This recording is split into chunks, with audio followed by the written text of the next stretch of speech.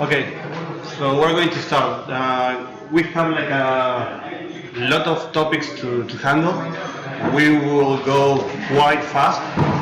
I talk quite fast. I'm not native English speaker, as you already realize. So raise your hand as soon as you don't understand anything, because people don't understand me in Spanish, so maybe you won't understand me sometime in English, so don't worry, just raise your hand and I will go again. As I told you, we have like a lot of topics. We will go quite fast, but we're going to be recording this with a GoPro and audio and screen, so later on you can just go back on the video and get all the ideas. We will divide in this in like 3 main areas: the basics about DMX, then how we can connect DMX, how we can do DMX with vvvv and grandMA2, like sending data from MA2 to vvvv and the other way around, and then a little bit about pixel mapping to control the digital LED strips, or to use this in a spreadable way from vvvv. So, DMX basics.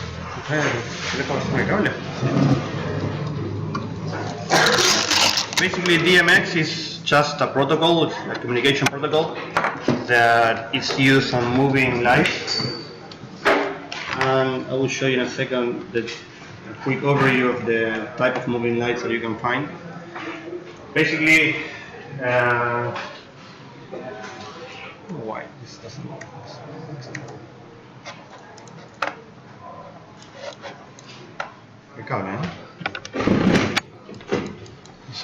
Well, basically there are like 3 main groups of moving lights. They used to be like they were called scanner lights. That was like a lamp and a tiny mirror with 2 stepper motors. Those were like the first one. Then they started doing like the moving heads. It's like a light with 2 motors that do like pan and tilt. And little by little they started adding more and more functions and more channels. Give me 1 second. Okay.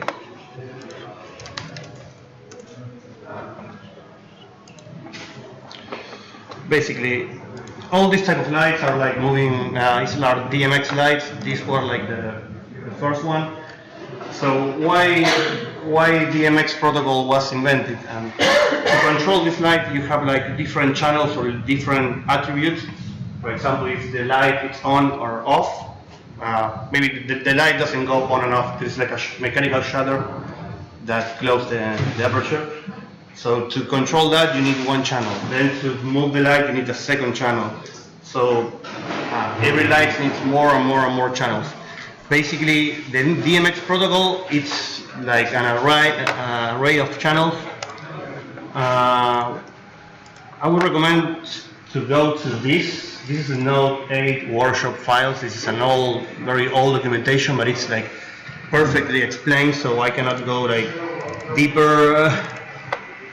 Making my own file will refer to all this. So here we have like a great documentation. Basically, the DMX it's 512 channels by 255 resolution. So 512 by 255. That's what is called a universe. 1 DMX universe goes on this. They use this connector. It's called XLR connectors, and it's like a balance signal, like a microphone. It's like 3 pins. That's to avoid noise, but it's a digital signal. The thing that you need to know is that it goes only 1 way, and the lights don't know if there is another light behind. Basically, the signal goes from 1 light to another light to another light, like in a chain, and nobody knows. They don't know how any lights have any knowledge of if there is another light before or if it's another one next. They all get the same signal. So every device is getting the 512 channels. You can put like 1 DMX controller, 1, 2, 3, and 4 lights, but the signal will be like degrading. They will be getting like lower. So they use something that is called a DMX splitter. It's like an amplifier. So basically, one signal goes in and the same signal goes out many times, so the signal don't get like degraded. Here you have like different topologies. You can have like the controller, this is the splitter, and five fixtures here, another one here. They usually follow this topology. So that's basically what DMX is. The question is, how do you, if I want to control this light, and this light is reading like the 512 channels, how does the light know which channels it needs to hear? For example, this light will have 10 LEDs, so it has like 30 channels. First channel is red, this pixel, second channel green, third channel blue, fourth channel red of this one, and so on. So all the lights have like a display here. Sometimes there's a display, sometimes there's like it's called a dip switch. And from here you put like in binary which address the light will be. That means that it will be like if I told this light to be the address number 1, the first channel of the universe will be controlling the red channel from here. If I told this channel to be, if I told this light to be address 100, the channel 100 will be the first one from here. So on, are you following me? Okay. That means that, for example, I can have like 10 of these lights. I can put all of them on channel 100. They all will be doing the same. But if I want to control all of them, I need to put them like in different channels and to avoid any overlap. So if I tell you that light will be using 30 channels and I have 512, I can only control 17 of this bar, pixel by pixel, and that's it. That's the limit of the cable. I cannot fit any more lights on this cable. So I'm stuck with, that's what is called one universe. You have one universe DMX board, then you have two universe DMX board. So you have output 1 and output 2. Sorry, I'd like to add, he's talking about independent control. Of course, you can chain a lot of lights in the same address, but they won't work independently. They just work all together. You can put I don't know, as many lights as you want on the same channel, and they will do the same, but you can connect them all together. The fact is which type of control you want. If you want independent control, or just make them do all the same, basically. Yeah, that's right. So if I need more lights and I need more channels, we need to go to a bigger board or a bigger controller. We have here an ELC DMX X-Lamp Node 4. It has 4 outputs. Then you have another one that are more outputs. So the question now is, how do I talk with that device, or how do I talk with this device? So here it's when ARNet protocols come in. Before the computer age to control lights, they used to have the DMX Control. They were called a DMX desk. It was like this kind of thing. So from here it just outputs like the DMX channels, and you have like channel 1, 2, 3, 4, 5, 6, 7, 8. And you press a button and you have super basic control, just to control like this type of RGB lamp. The thing gets more complicated when you need to control many moving heads with complex positions and complex channel order. So the first generation were like the USB to DMX board, like these kind of controllers. So from one end you have the USB cable, and on the other end you have the DMX cable. Don't use this. They are just never use this kind of thing. The problem with this controller is that your communication, there is a physical communication between the ground of your computer and the ground of all the lights. So if you have any kind of electrical problem that you will have for sure, it's going to destroy your USB port. So you don't want that. So let's go back to the ARNet protocol. ARNet basically,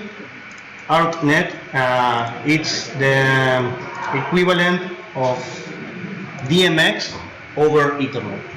So instead of using this cable, we are using this cable. Why? Because here, first of all, this cable is way cheaper than this cable, and on this cable we can fit up to 32,000 universe. So it's way more efficient than those old cables. So basically, all the new programs like grandMA2 software, that's the one that you will be getting in a second. This company basically manufactures this kind of huge desk to make like huge concert like U2, Madonna, or any other huge band. And this controller, this table already outputs like 4 or 6. Yeah, depends. Six of these DMX cables.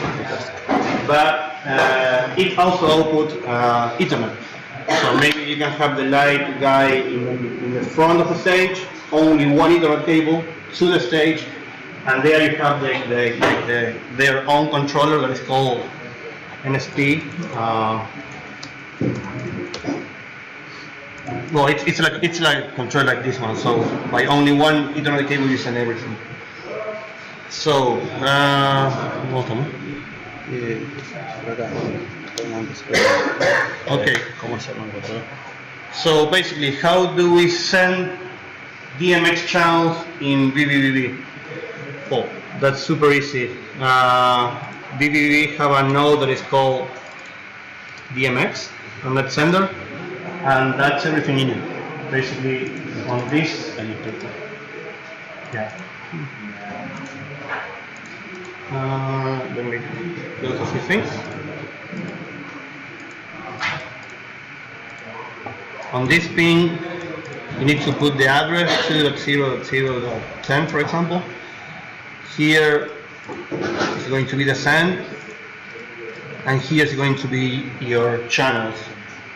There is, you have to have one node per universe output that you want to have, and you can set any IP that you want. You need to set the IP of the receiver, and you can, by inspector, choose universe and subnet. It's like quite easy to just configure this and get DMX output through ARNet to the controller. So basically, the thing is, in the end, they are just numbers. So what we will try to cover here is how to get those numbers arranged in an easy way inside 4V, just to make something similar to a lighting console, a professional lighting console, or maybe just for replacing that console, or just getting lights to work together with video in a live environment, for example.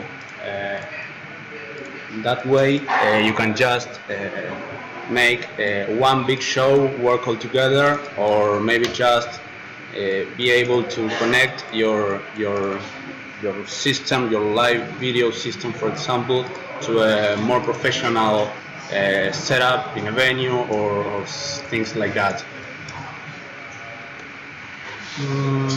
Okay, so just to give you a quick example, we were using 2.0. We will go in detail of what's going on here. Let me erase a little bit this here. From now on, everything is super simple because it's only spread and another spread, and we need to think how to organize the spread because we will be dealing with only numbers. So we have an extra universe here. Let's go little by little. Basically, as I told you guys before, here we have 10 RGB lights, each of them 3 channels, so I really need 30 channels. I think they are 20 anyway, or 16, but it doesn't matter. Yeah, well, I'm not very good with numbers, so sorry. Basically, I have here, if I send straight only one number, remember, this tiny thing here, it's sending data to this IP address, which is the IP address of this, one of the boards that we make, that is a Wi-Fi node. So this is like a quick way to make the connection to make this workshop working. If not, we need to set up the other node that we will do that later. So let's go very quickly. If I just send data here, I'm sending data to all the channels, so everything is going up. If I do like RGB vector 3D join, what I have it here, I have here all the red channels, because remember that if I'm sending a spread of 3 on a spread of 512 is going to repeat itself. So that's why it's going over. Yeah. It's also normalized so that they don't send 0 to 255, that's same one. Yeah, basically we are dealing with 0 to 1, but it's actually 0 to 255. You can use like an integer here and go like in decimal places, but actually you should like get a 255 number, because that's like your whole spectrum. If you want to be like super accurate, you need to start with 255 and divide it by 255 and then something here. But this will here only 512 slides. And the other thing, there is like a huge confusion here. Our first slide in the vvvv world, our first slide is 0. On DMX, our first slide is 1. So be careful there, because there is always a quick confusion. So if I have like a spread of colors, and this is very simple, easy. If I send this here, that's what was working before. I can handle all this. Okay. So this is like the more basic idea of how this is going to start working.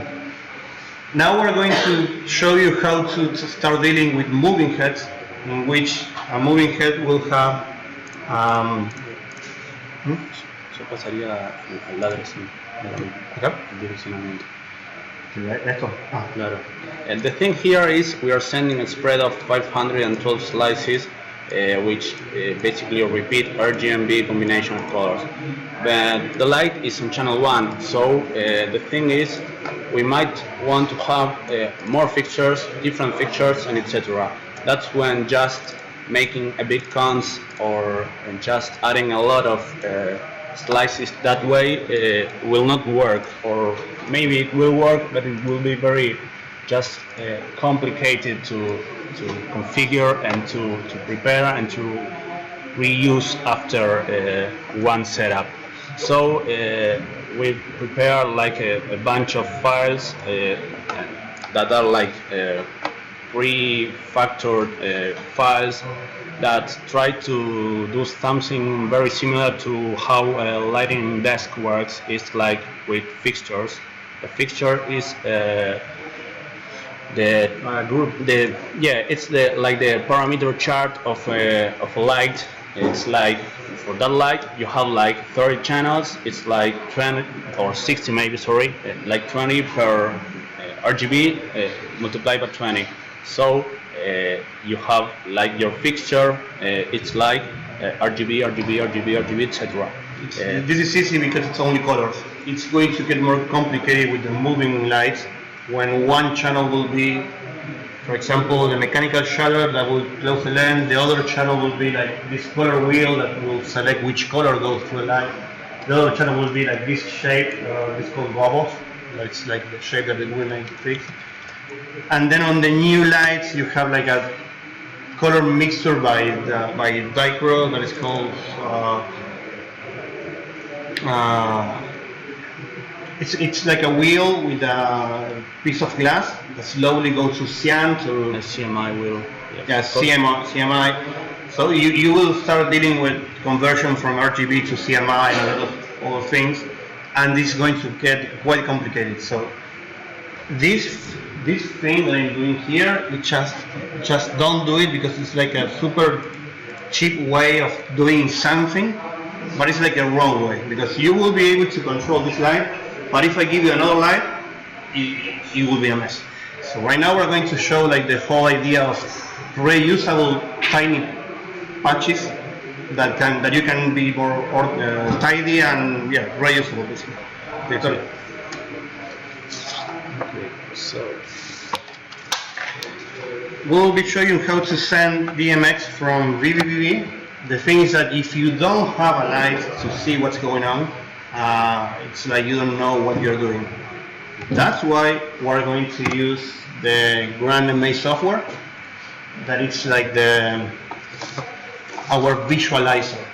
The software itself was made to control their own hardware, so you can download the software for free, but you won't be sending any kind of data to any other device that is not like their own devices. But we can use the software to receive data from any other software like vvvv and use their visualizer to see what we are doing.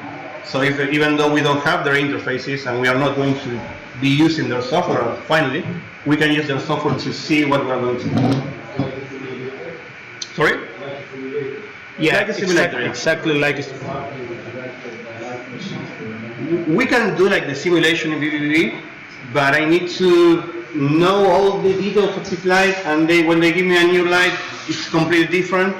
So this software have like a huge database of all the manufacturer lights with an excellent description. So we don't need to deal like making our own lights. Even though we're going to show you a small example of a 3D visualization from vvvv. Okay, so just going back a little bit, he was sorry, yeah, okay. He was talking about that DMX light, and he was showing just the big spread. The thing here is we want to use like make a spread just to control that light, or make like a fixture. As I told you, a fixture is like a set of parameters that a chart with all the values that make that light do something. For example, color, position, etc. This is a RGB light, or they all turn on in the same way. So the minimum amount of channels that we need to control this is 3 RGB. That's it. But these devices have maybe 4 or 5 channels, or different ways of using. Most likely they have dimmer, RGB. Dimmer is like the multiplication of the rest of the channels. Basically, you set up R25500, so it's red, and dimmer was going to dim the output. So if this light needs 4 channels, it's from here to here. This is like the pitch of the 512 channels that we have. So Manuel built, yeah. For example, if I set for RGB 256 for the values and 14 and 0, then there will be no light. Exactly. It really depends on this, but most likely no. So for example, here this Sorry, the uppers. This part is what you need to control the light. This part here, this tiny, this part is what you need to control the light. This tiny part here, it's what we're going to use to reuse the patch and to, for example, I told Manuel, okay, I have one light in channel 4 and then I have another light in channel 8. So from here, with the address, it show him when he moves the address, this will be like doing like an offset. It's all over the universe. So this is what we need to reuse the patch and to quickly tell you, okay, I have an RGB light in channel 4 and I have another one in channel 8 and then I have another one in channel 20. And we are going to be doing this in a spreadable way. So if we put like a vector there to channel 1 and channel 8, this will be like doing it. Can you try that? Yep. No, just try 1 and 5 or something.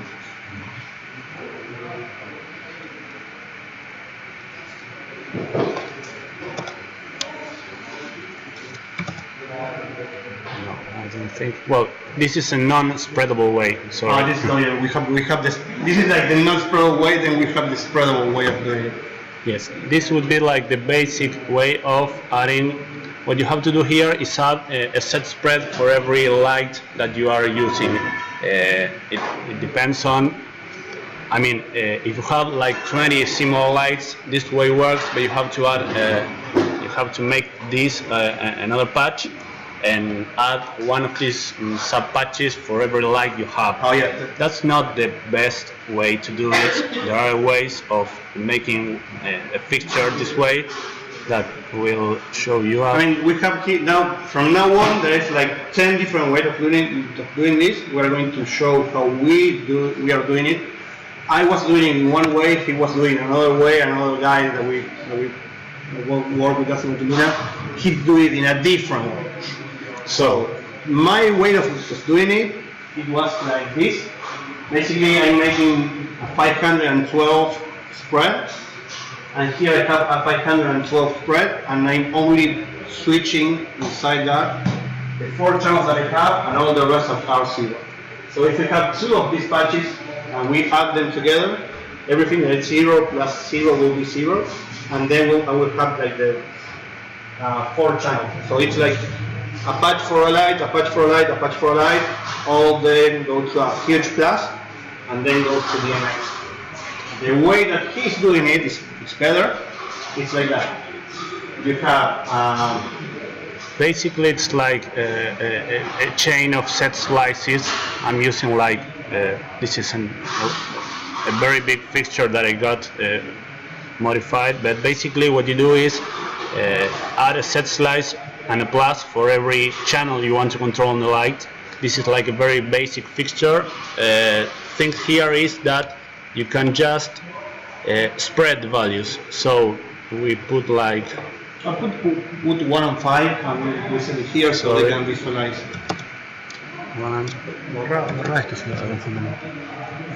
Okay.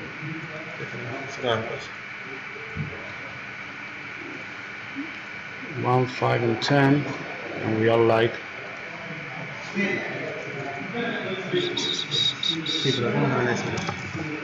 oh, okay. Just make it simpler. We have like a million channels here, so we're doing it like that, or G and B, and the dim value.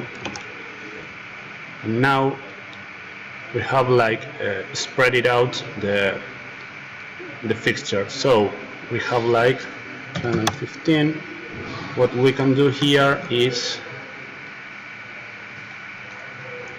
basically fit a spread of colors, for example. So you deal with only one patch that can be spreadable to any amount of light.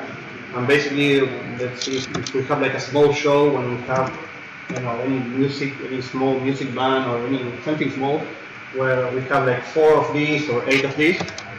I mean, you will need one patch per fixture type. So maybe we'll be using like 4 different patches, and then you just handle different spread for different colors. So once you have this working, you're just dealing with colors, and it's like super simple to do DMX when you have fixed lights. Fixed light, I mean something like this that doesn't move. When things start moving, it starts getting a little bit more complicated. Okay, this would be like the basic patch.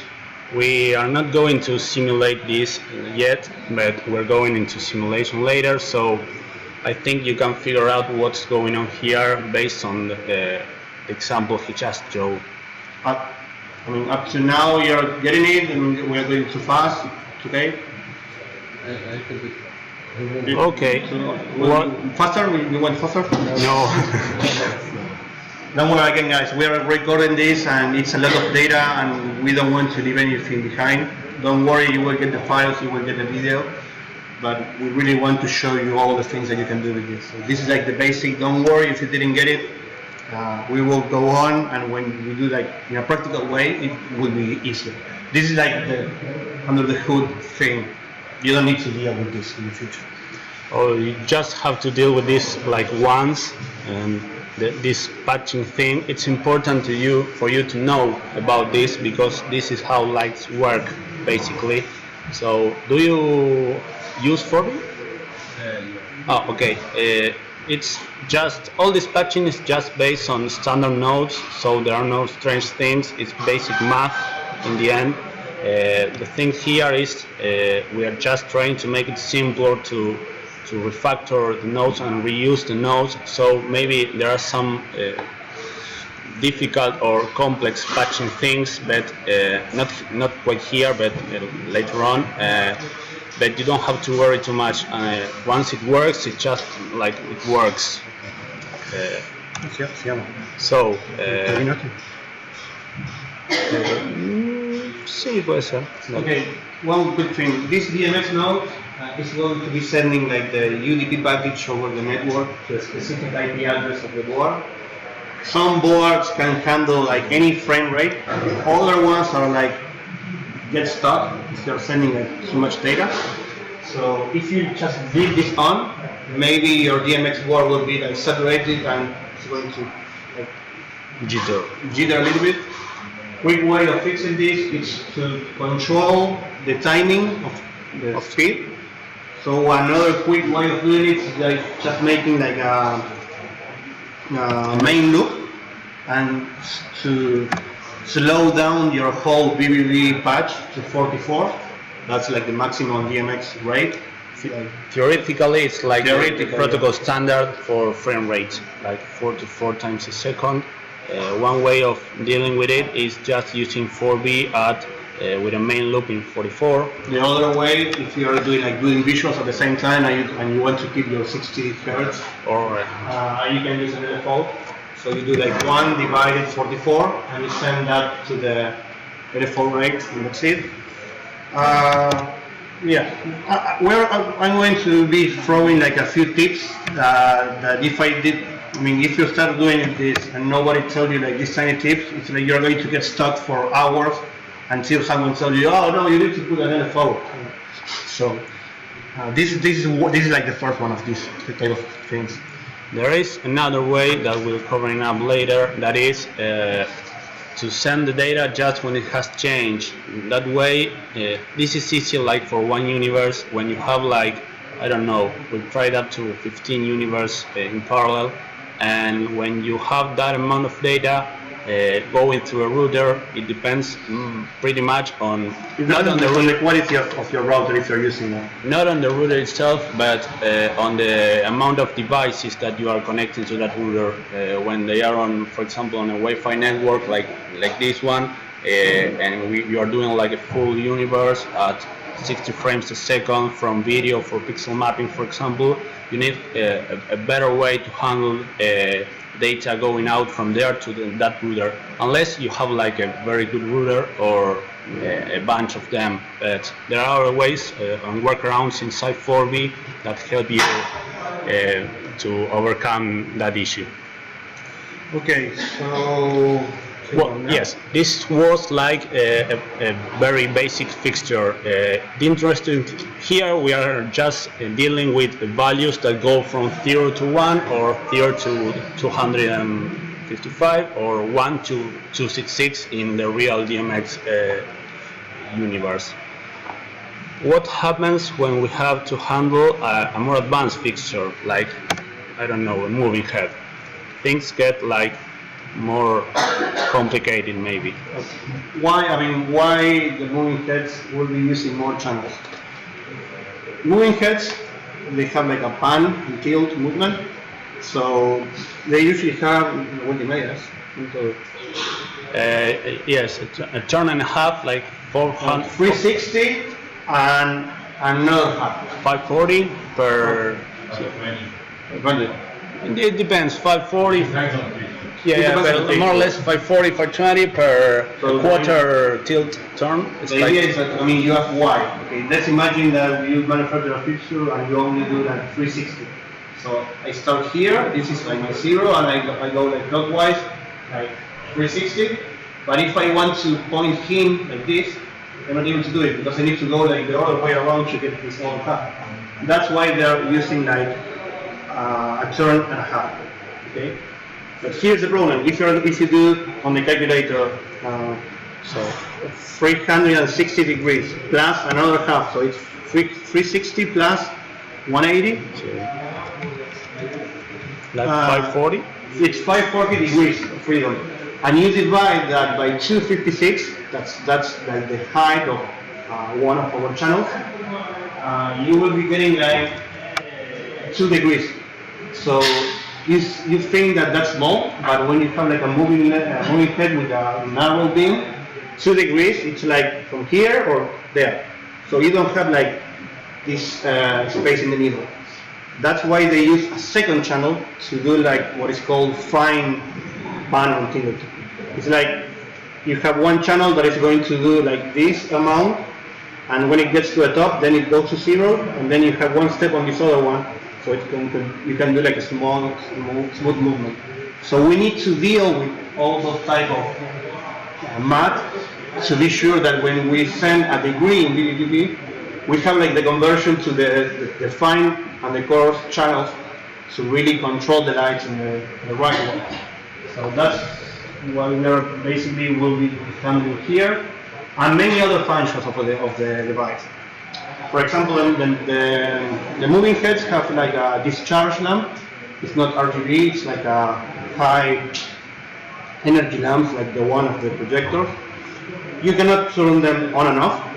I mean, you turn it on, it takes a few seconds to be like 100%.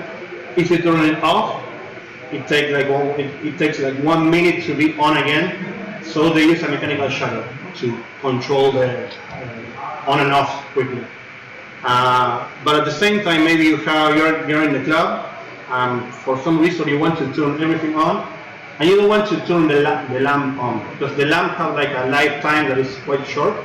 So there is one channel to control the lamp on or off, so you can be saving lamp. And then there is another channel that is like a reset. That is going to reset the whole fixture. All the model will go to 0. So, and there is another channel to do like another function. So we want to make a patch that have all that function inside. So I have like a pin that says reset. I have a pin that says lamp on. And that's why we have all these type of things, making like all this type of spreads of messy patch basically, but it's like you have to get to know your lighting fixture. It's like you make this only once, and you should try to make it as complete as possible. Like it's easy for RGB lights, like on and off, but if you can't just read the manual and get to know which, it's very important, of course, to get to know which value is which color. For example, if you have a color wheel and a gobo wheel and a prism wheel, for example, it depends pretty much on the fixture, but you should just read the manual for it and make it as complete as possible. If you use it, which controllers would be much better, right? sorry? To know which controller works best. Which channel does which thing? This is like a fixture.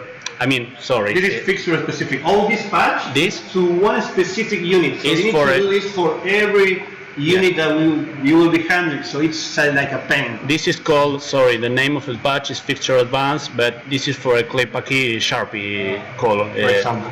This is, yes, it's exactly for that one.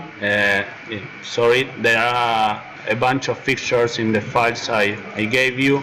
If you see, these all are... This database, most of them will build it, and it's like a years of handling Chinese fixtures. So I hope you never need to use this. Yes, they are like clones for everything there, but...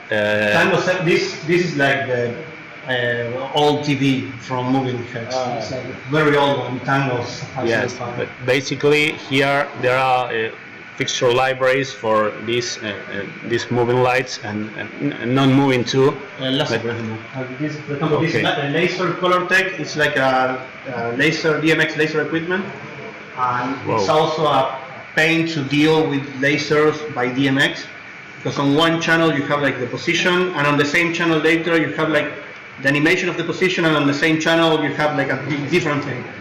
So, but sometimes you have a laser and it's good. I have vvvv, I can kind of sort this out and do something better than that typical laser rainbow.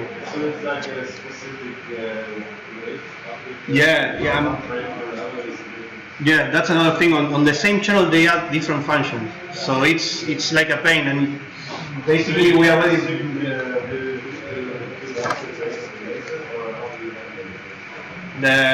No, this is handling by DMX. The right way of dealing with the laser is by ILDA. It's a different protocol. It's a different story. But I mean, sometimes you have a laser, you don't have an ILDA controller, and you want to say, okay, I want to turn it on blue, red, and sugar in any other color, and you want to control that. If you want to try that from a Chinese console, it's impossible. If you want to try that with a big MAA desk, you don't have the fixture. So with vvvv, you can have like the chance of trying to do something. Yes, and it's quite straightforward to do something live in 4B. So once you get to know the fixture, it's like pretty easy to make it.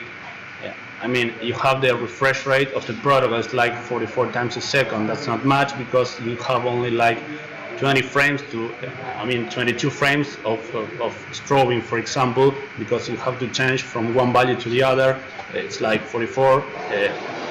It's like 22 on, 22 off. I mean, it's not such a big frame rate, but you can draw things like using the basic geometry that the laser does, for example, or things like that. It's not really the best way, but it's a cheap way to control a fixture like that, or special effects that require.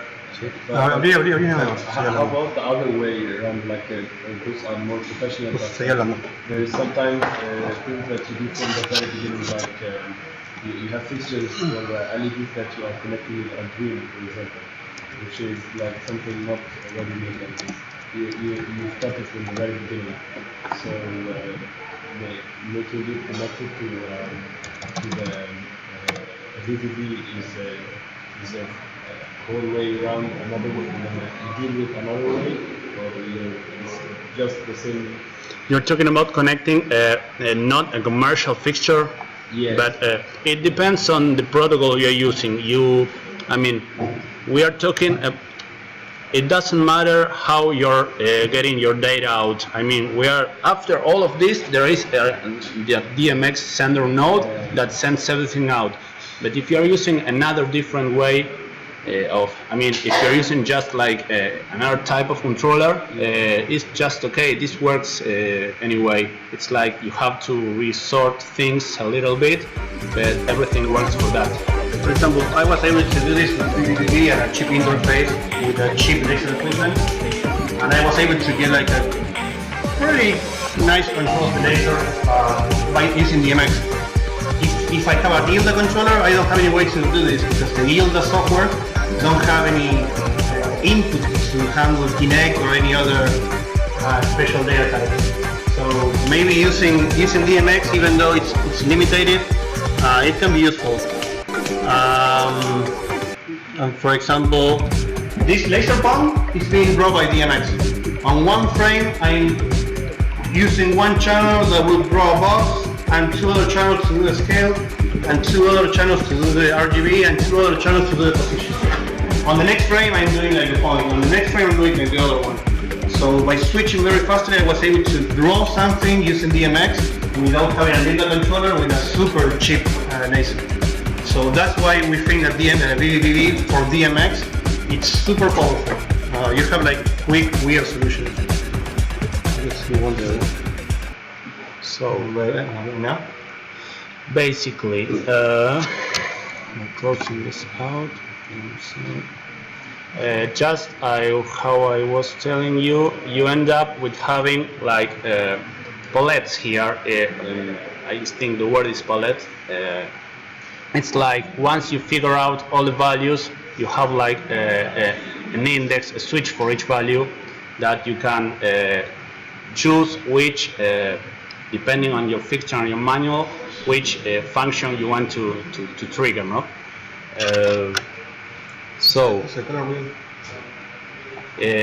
We have node thing here is that we don't have a way to know what is going on with the light, unless we have, of course, the light physically and an interface, an ARPANET to DMX interface.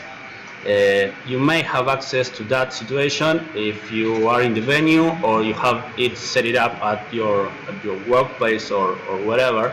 But the good thing here is that we can use a visualizer to just build all that stage or whatever you're going to do inside a computer and just prepare the whole show beforehand. Just like while you're using the desk, but without the need to use the desk. The desk, I mean the grandMA. So we have like this. We should go to, what's called, we have shown you basically a fixture. Now we should show you how to patch it. Yeah, so for example, I mean, up to now we explain the basic of DMX protocol. We explain how to make a patch that will be like our fixture, and now we need to know how to control it.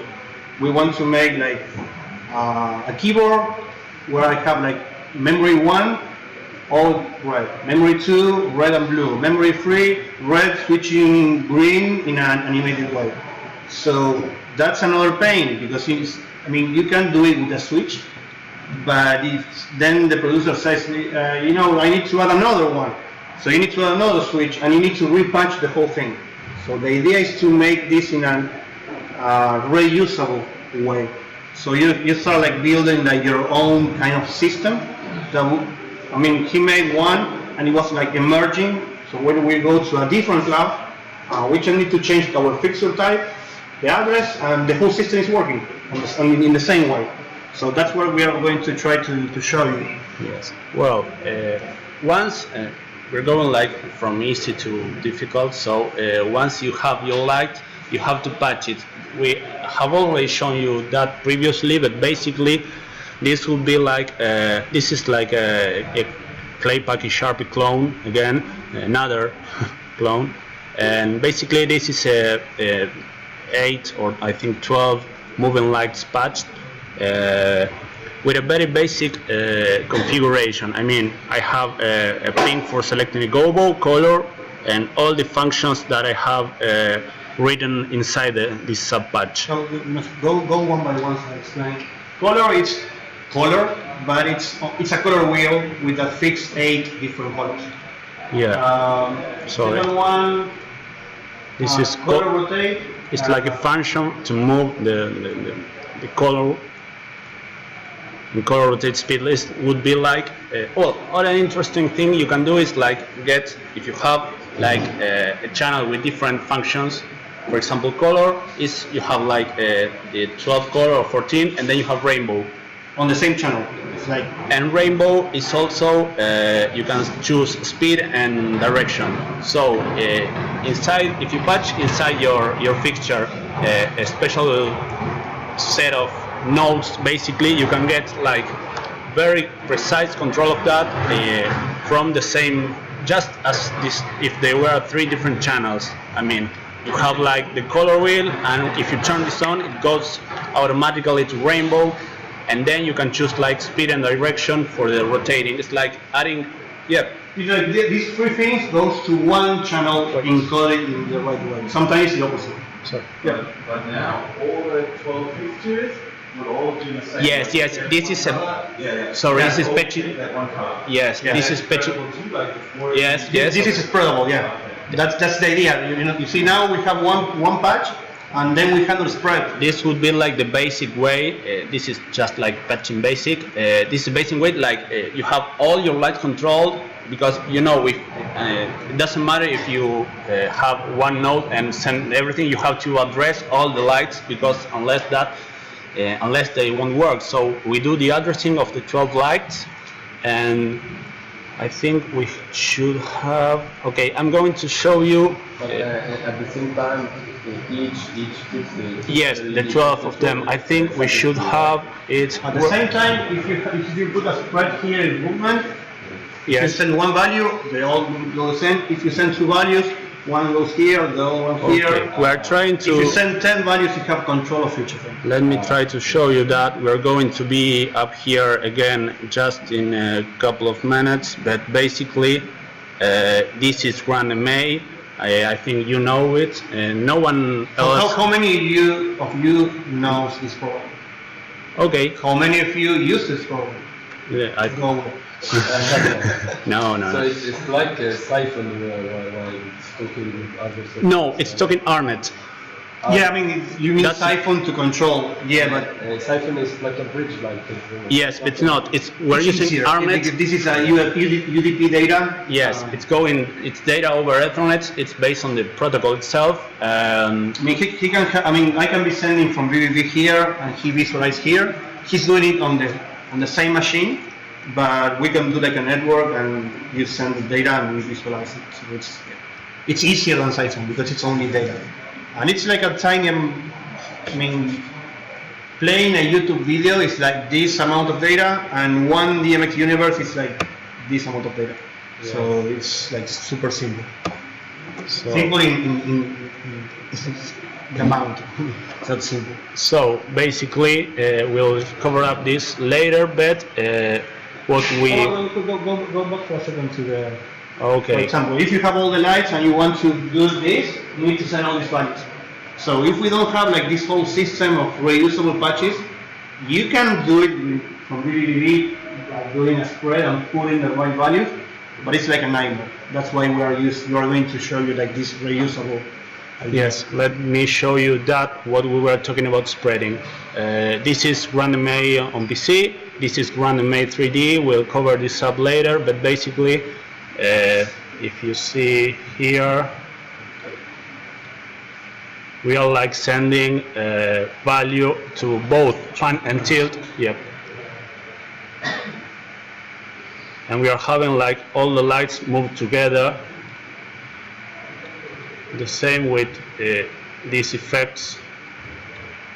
It's like things are working. We are visualizing what we are doing with our lights. If you just feed this into an array of lights, it will do this basically. But it's not really that interesting to control them all together. There's no reason to do that. So we just begin to work with spreads. If I put a 24 spread count, I think. 24 No, spreads it's 12. because it has Sorry, 12. size. No, that's it. Have like 12 lights. We do this, and now things start to get like better, basically. It's like really easy once you understand that movements come from a circular spread. It's like very basic node, and it allows you to do like really interesting things. It's like a function basically. It's just numbers, but you can apply that circular spread to almost anything. For example, if you get this with a high node, we can do like this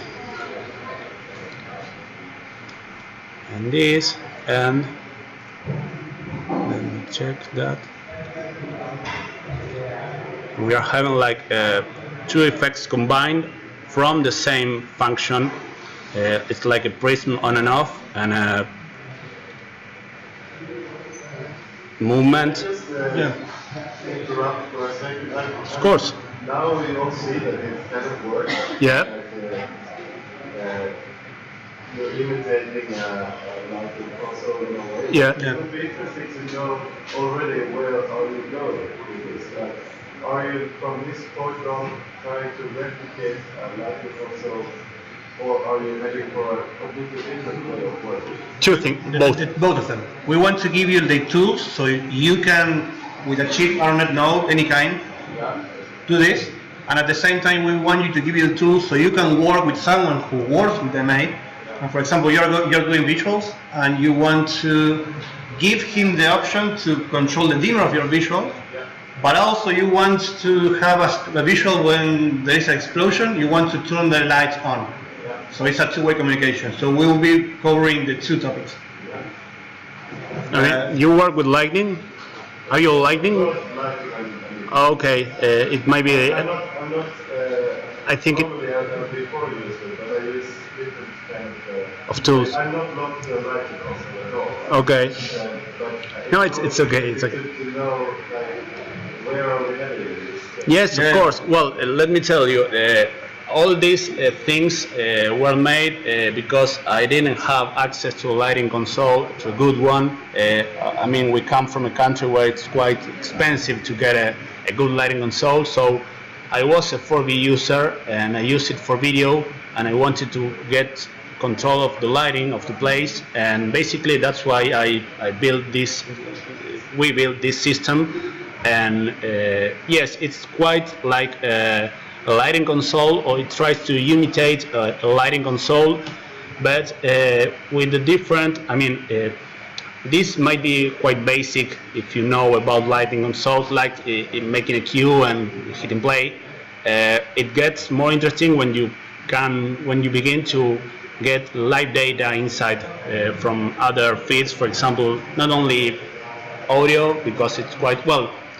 It's like with RandomNess you can do nearly everything too. It's like a very harsh comparison, but I think 4V it's quite cheaper to do. Just to give you an example, what was your name? Yeah. Well, do you know the price of an NTEC node and the price of a two-port of a MA two-port node? The one with 2 universe is around 1,300 euros. And the other one is less than 200. Then you're on for like 30 or 40 euros. That's mainly the reason, apart from the difference. Yeah, Maybe if, I mean, light backup is also like it's totally my own lighting also, like in a different way. So that's kind of like so. Yeah, well, it's like quite. I mean, things are similar, yeah. yeah. I think you might find some interesting approaches to certain problems here. Not exactly maybe the patching thing if you're not a 4V user, but I think it pretty much works for everything. So I think we're going there. Well, so this is like a basic way of patching things. Things get like more interesting when you start to. Well, now you know how to control values. Now we have to. Now we need a system to choose when to control values. So empezamos posiciones control. Let me see. Well, basically we want to have like some way of setting up. Okay, I want this light, this color on this. It's called queues or memories, or scenes. I don't know. Scene 1 we have 2 lights on. Scene 2 we have a different type of light on. So we want to try to do that in vvvv, so we can do the shortcuts from the keyboard or quickly save our different positions, like you will be doing in a lighting desk, but from vvvv. so let's start with. Yeah. That you program like 20 states, and then you have like a logic over time, and you say, let's say having the board 1, I have state Yeah. ABC. Yeah. So, I mean, first you need to get the states, then you have like a manual trigger, then you have like a automatic playback, back and forward. So it sounds simple, but when you need to handle all this amount of data, it starts getting a little bit more complicated. So we are like shutting this off. Then we will go from scratch on MA to quickly show you how to patch a few fixtures and quickly show you how you can start playing around on your own computer. We want to like cover the basics of how it works, and then we will start like doing something right now. Okay. So this is another little patch which has 8 LED fixtures, and we have like the address set up, and there is a dimmer, a strobe, and a color. It's like quite basic, and just what you were saying recently, we have like a switch for states. In this case there are just 2. One is full on, the other is a spread, that basically what it does is switching from one thing to the other. You can do it like on this way and make it move or not. I mean, we are pretty used to using 4V as a live tool, but there are ways to use it like record certain values inside a patch and get it to recall later in a non-moving way. I mean, let's go as a practical use. You set up a club, you have your client, they told you I want to control 4 lights, and I want to make like an interface where I can select the color and save memory 1, select another color, save memory 2, and then recall that. So that's where we will try. On this patch that he made, look that his first one is the amount of fixtures, the second one is the amount of channel that each fixture have, and the other one is where it's going to start, when that group starts on the universe. You can use the patch, so I mean this is like a quick way of doing it. When you have the same fixture type, just put one after the other. One after the other. If this is 12 channels, 12, 24, and so on. Okay.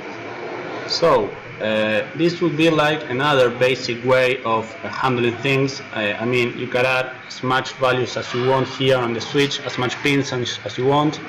So we have like, okay, 10 scenes for each one, and well, we have all of them on the same values, but we can just feed in some randomness. I mean, you see what he's doing on each position of these two switches. It's like a different state of the whole system. So he will have like a 10 different stage of the whole system. Sometimes you don't want that. Sometimes you want to have like some more control of groups. So this is like the basic thing of having different memories. Let's say. Yeah. Thing with this is it might work just for easy setups, but for more complex one, it's like you're going to have a very big switch node, and maybe you should. It might work if you're doing just like simple setup, simple venues with just like one type of light, for example, and no other types of fixtures and things. Or you just might need to have like this switch node for like one per moving type or one per group. It depends pretty much on how you get things together in the venue. It's like you can get groups for like zone or for like picture types. It's like really up on you, but this would be like the basic way of getting data into channels in a sorted way, I think. Other way, sorry. Oh, sorry. Switch basically is feeding data inside the. Sorry again. Inside the dimmer channel, we have like this fixture. This is the pin that goes into dimmer from this light. You're sending us a spread of different values. Yeah, and How do you get change?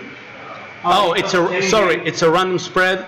No, it's not switching. It's just a random spread with a random seed. It's a node. The seed is changing every 0.37 seconds. So we have the cycles that go to the random seed. And the values change here, sorry. You make like the most complex example. Oh, yeah.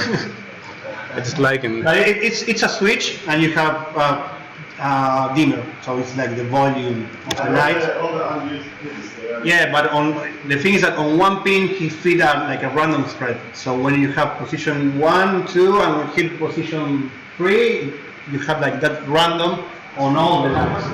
It's like one is only one slice long, and just is Maybe just open the switch in the paper so you can see like the different values. oh, sorry. That's good. Okay. Like input 1 is just 1, input 2 is just a linear spread with a wave shaper that's doing a sine function. It's like this. And the third of it is like a random, which is just making random values. It's like a pretty basic setup. The switch on the right is not in this. This switch, no, this is for color, but I could just do this. I mean, let's go there and there. Just by switching, we could get different colors. Let me get this a little bit down.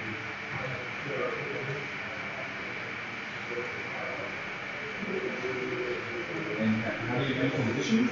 Like how we can use the switch and like switching from one phase to the other, like maybe sometimes you can Yes, there are a couple of ways of doing transitions. We'll cover this up too. But for example, if you need, it depends on what you need basically. If you want, you can add a delay, for example, just inside that node with.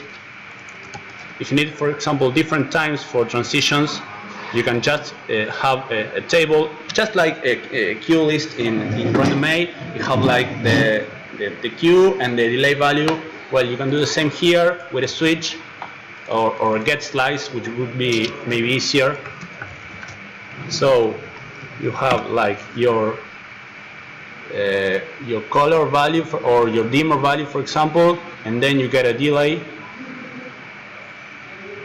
So you get it here, and time is set to a table that goes like. There are many ways of doing this. I mean, it happens to us. You do it in that way, in a different way, it works. You close the patch, you open next week, and you have no idea what's going on there. So we don't want that. We already been doing that for several years, and we got tired. So that's why we are trying to make everything reusable. And we are trying to do like this to avoid this kind of quick fix, where you put something inside and it works, but later on it won't be working. Sorry. It could be a damper, not a delay.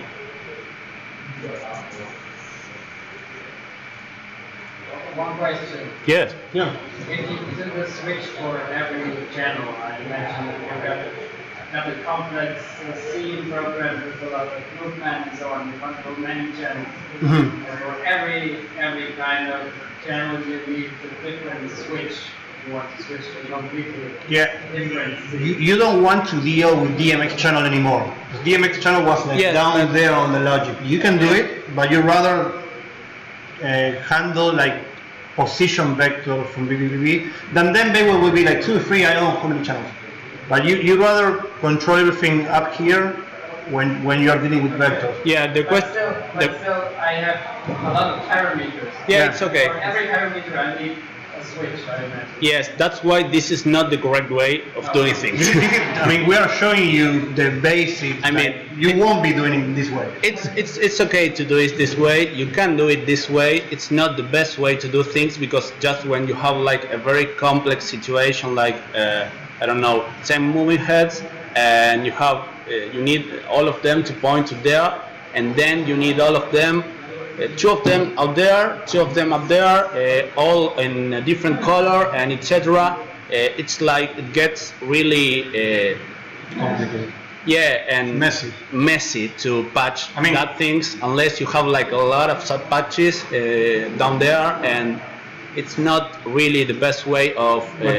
I mean, we need to give you like a context. I mean, it's totally fine if you are doing like an installation and it's like a video playback, and at some point you have like 2, 3, 4 positions. You can do it that way. That's fine.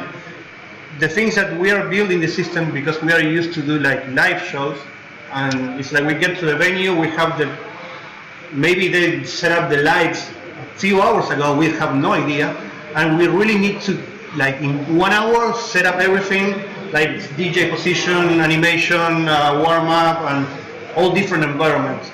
And that's why we are trying to present this system of reusable patches to do all that. But again, if you need like a fixed installation, something that won't change, you can go ahead and do it by switches. just put like a comment and type there, this is me writing, this is wrong, and this is this thing, so you don't, so later on you remember what you're doing, because I guarantee you will forget later. Yes. Did you finish this damping thing? Sorry, yes. Yeah. For example, if you want to get it time-based, you just go into a, I don't know, you want like, get a counter from.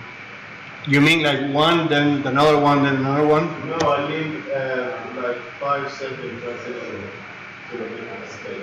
Okay.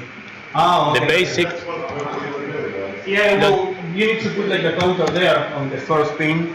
So 5 seconds is going to get the data from pin 1. Not like the sequence, it just frequency. Like, now I sound like the writing console, but I really hate that. But, you know, it's a good reference point.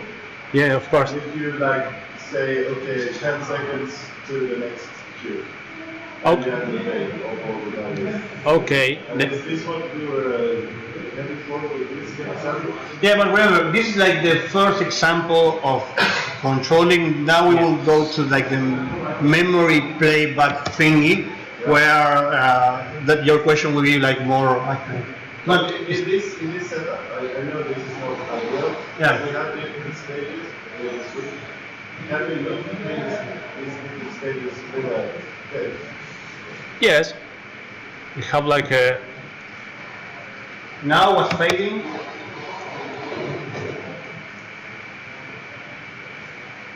Sorry, it's not applied to the color. That's my bad. You just have to. You need to decompose as a Yes, vector. but you are not playing the color here. Okay, so we go from 0.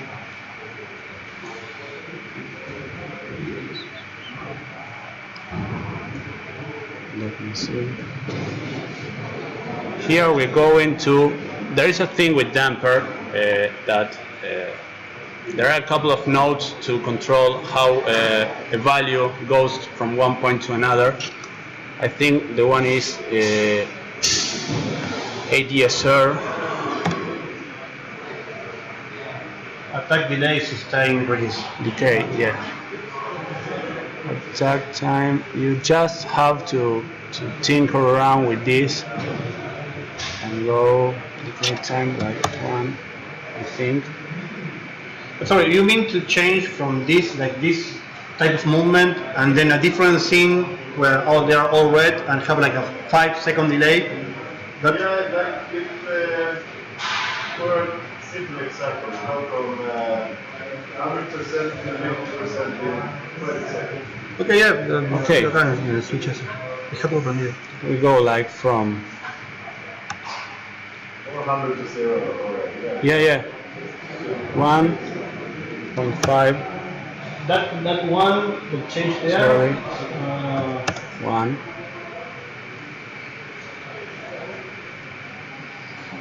And we get like, this would go like straight from 1 to 1, from 0.5 to 0 to 1. Sorry? A decay, yes, sorry, decay, not delay. I mean, that telephone is Well- in the counter with the 20 seconds that you mentioned. Then this switch goes, make the Okay. change, and this other damper will be like a soft transition. Okay, yeah. Okay. Let's try with You can also do like a sharp transition, like an on-off. It really depends on what you need. That's it, thank you. Start with the values and then Yeah. Yeah. Okay. So it's like dealing with a master switch that it will work again if you're handling 4 RGB lights. But when we start dealing with movement and different group of lights doing different movement, it's more complex. And you have to, I guess, in the end, you have to make a different, like if you want to have a setup of different lights, Mhm. you have to have different, let's say, switches Or that will be like your first program if you continue this method. That's why we will show you like a different method where we have like a vector group that then will go to any type of lights. Then we have like a master dimmer group that will go to every type of lights. So for Here example, you have, like many, I think the neural is also, all animation nodes inside 4V behave differently. So in this case, just like a straight decay from one value to another is the decay node, just as he pointed me out. But you can use just any nodes depending on which is the response curve you want from the transition. You can use really anything, or I don't know. It's how it's called, spring oscillator. oscillator. No? So Yeah, but something fast as an oscillator, you will only visualize that in real world if you're handling LED lights. The dimmer from the big heads, they are not so fast. The dimmer, maybe the shutter, but the dimmer, it always takes like half a second or maybe a second from close to open. okay, maybe we will not see it up here, but Yeah, you see like the dampering thing of the oscillator. Yeah. what's the math? I know the different, like, let's say like speed of the shutter. No, the communication between vvv and MA is like super fast. The problem,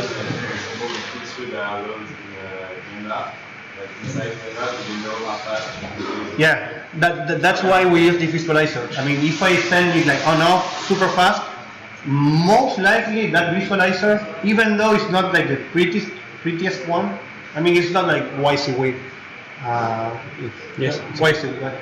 But the response time of the fixture is quite accurate. For example, if you tell the fixture go here and here super fast, there it's going to imitate like the. Yes, that's why we are using that, because it's quite real what the 3D lights does and the real one does, unless you have like the Chinese version. It could be anything. anyway, this is a net. The same with scripts as well? Here? No, that's a different topic. Yeah, yes and no, but to do a script we will use vvv. It's easier. Sorry, anyway, this is an LED light, so they are pretty much fast in their response time. So this is just like basic. So remember, we started from basics to channels to fixture to like a quick memory or states of a given parameter of a fixture by using a switch. And now we move to Just, for example, let me see. Storing things, basically. let's forget about for a second. Let's forget about the lights and let's go back to the vvv walk. We have like a lot of values, and we want to have like a system to switch all this spread from one state to another, and at the same time be able to save that state. Here we have 1, 2, 3, 4, Four. 8, and another group of 4. It's a 4x4 matrix, so we can do, for example, until it's like this will be like 8 different moving heads, and we are only dealing with position. Okay, let's imagine that these two channels are left, right, up, down. Okay, and we have 8 of this group. So we want to be able to, in a quick way, position vector 1, position vector 2, position vector 3, and save that. And then make a different state when we reposition vector 1, 2, and 3, and then we call those positions. Okay, so let's fire up. Let's go. One more time. Let's go back. Let's think about only one. We have two values, left and right of this arm. We want to position this pointing to that speaker and save this as position 1. Then I want to point at you and save it to position 2. And then I want to be able to recall this state. This idea with a bunch of data. but it's basically the idea of quickly positioning this and quickly recall that. And we will be using only IO box. So that's the way that Manuel made. It's a clever way because it's like super simple and it's super effective. Because when you have like an IO box, you have like different pages. So that's what we will be using as memory. Mandarlo para acá. No, pero mostrar la básica de uno a otro. O sea, el hecho, no todo el mundo sabe lo de los IO box y las páginas, Okay. así que explica un poco eso. So basically, we have like a group of moving heads, and we just get to know that they have. Forget about channel count. Just use the parameter pan and tilt. We have like the pan value from 0 to 1, the tilt value from 0 to 1, 2. You can, if you want, make a conversion from degrees to this value. I mean, use it. Change the, well, it would be quite difficult because you can't just put two different values, but anyway. Arranca con lo de la memoria de esto, de grabar, Yes. que es lo más. This is just like we have like 4 moving heads with 2 values each, so that's 8 columns, and we set up like 10 pages. 10 pages could be 10 different scenes. So for 10 here. different memories of 8 channels for IO box. So the way to switch between all these is basically with a slice offset pin. It's like well, I have it It's like a here. different sheet. I mean, it's the same IO box, but it's like a different layer. So that's what we will be using as memory. So you don't have Page, yeah. pages. Is like here. If you open the inspector, you have like columns, rows, and pages. So it's X, Y, and it's like the The first. third 3D matrix. It's not like quite that, but It's not a matrix because on this on It's the like- output you don't get like the whole matrix. You get like this 2D layer. Okay, so we have X, Y, and then on the second page it's another X, Y. so you have this slice offset pin. If we are going one by one, sorry, you just are moving like the whole spread on a side, just on your window. But if we know that there are 8 columns for each scene, we can just use it as a switch for the whole page of the spread. So we get, sorry, this. Mostrarlo con dos nomás, con un switch que pasa del 0 al 1. Okay, but I have to multiply this. So we multiply the scene number per the amount of columns that we have, and we feed that into the slice offset pin. So we have like the whole scene switched out, and this would be like scene 0, and this would be like scene 1, and etc. It's like a very basic way of having in a really small IO box any amount of values that you want to use for a certain type of moving head or fixture, for example. The good thing is that you just go to the first memory, just move this, position, move the second one, position the second one, then you do the same with the second light, and you save it. So you save your first cube, let's call it. Then you move that index there, and then you save another one. So you're doing like position 1, 2, and 3. You can have as many as you want. So this is like a quick way of avoiding a switch. I mean, it's also a switch because you see the switch there, but it's way better than you see like a long switch node. If you see here, it's doing the same with color, and a color IO box, or I don't know its name, a color IO box has the same function. So you have like the slice offset pin set to visible, and you can basically change the values by hand. The other way would be like, well, this is a simple way of doing like static things like positions and so. But it's like very difficult to feed data inside this because it's like written on the patch. It's a static thing. You can't just get data here just straight from the pin. You have to write it down on a different way because if not, you will overwrite the whole spread. So we have to use another method to do this. Basically, this way we are. Well, I have another node on, but doesn't mind. This would be like method A of storing things.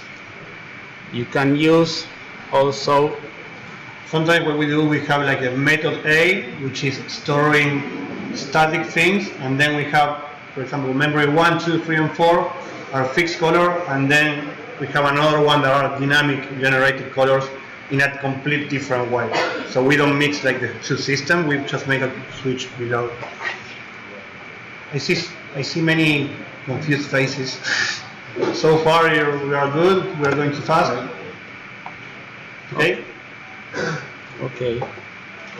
So just staying with positions or not, but you can use for any type of value, but you can write them out to external file. This is like not the. I wouldn't recommend this for just because you must carry an asset with you. It's like a text file with all the values. It would be like a chart value. You can get it to export it to another console, for example, if you get to rearrange the values, but it's quite, I don't know, I always use this method. It's like the most friendly one because everything is inside a patch, and once you save it, it just stays there, and if you change it, it just changes and stays there. There is a problem with rewriting it. I mean, you can just fuck things up, sorry for the word, if you're not tidy, but you can also try to write things down on a CSV file. This patch does that. Basically, it creates a folder. You choose the directory, and basically you feed here. This would be like a patch that goes inside another patch. You just feed here the name of the group. In this case, it's Sharpie Trust, and you get the pan and tilt input from there. For example, from a spread or whatever just suits you, and then you just hit store, and it will write a text file which contains the whole spread values in a comma separated way.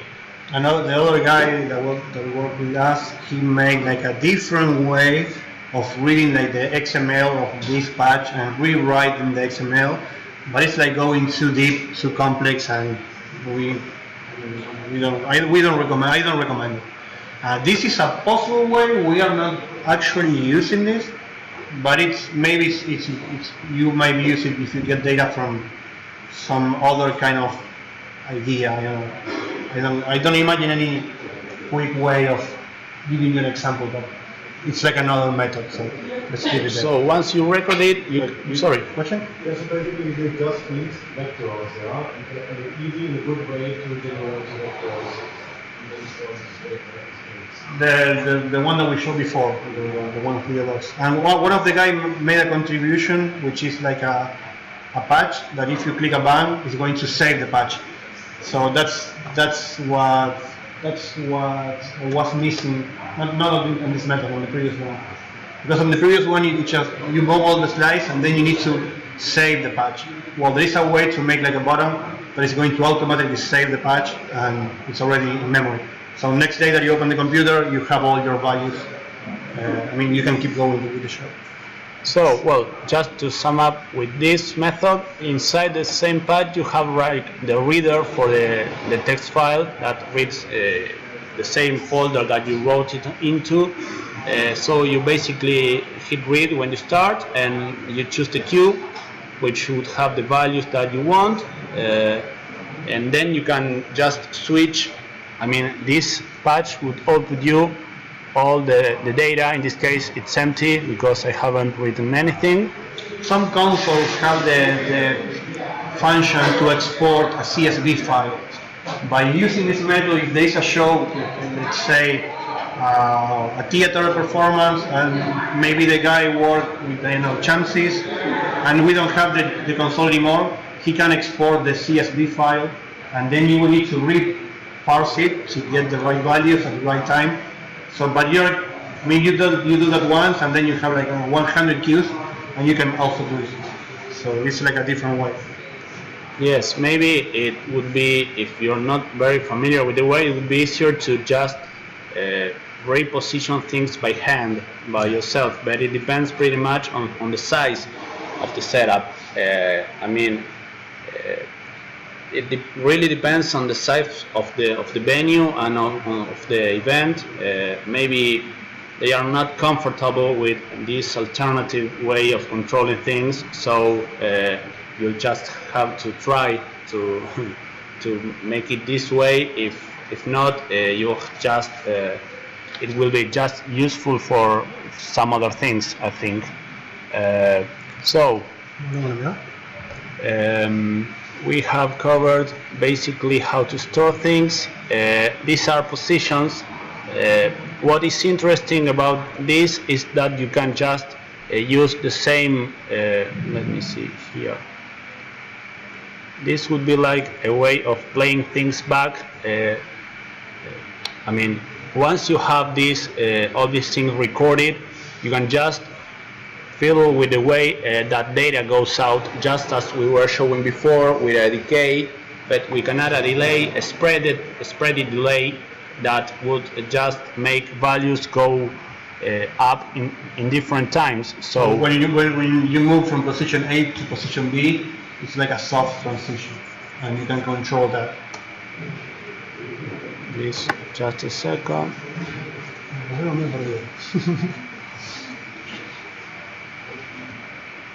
Are we okay so far?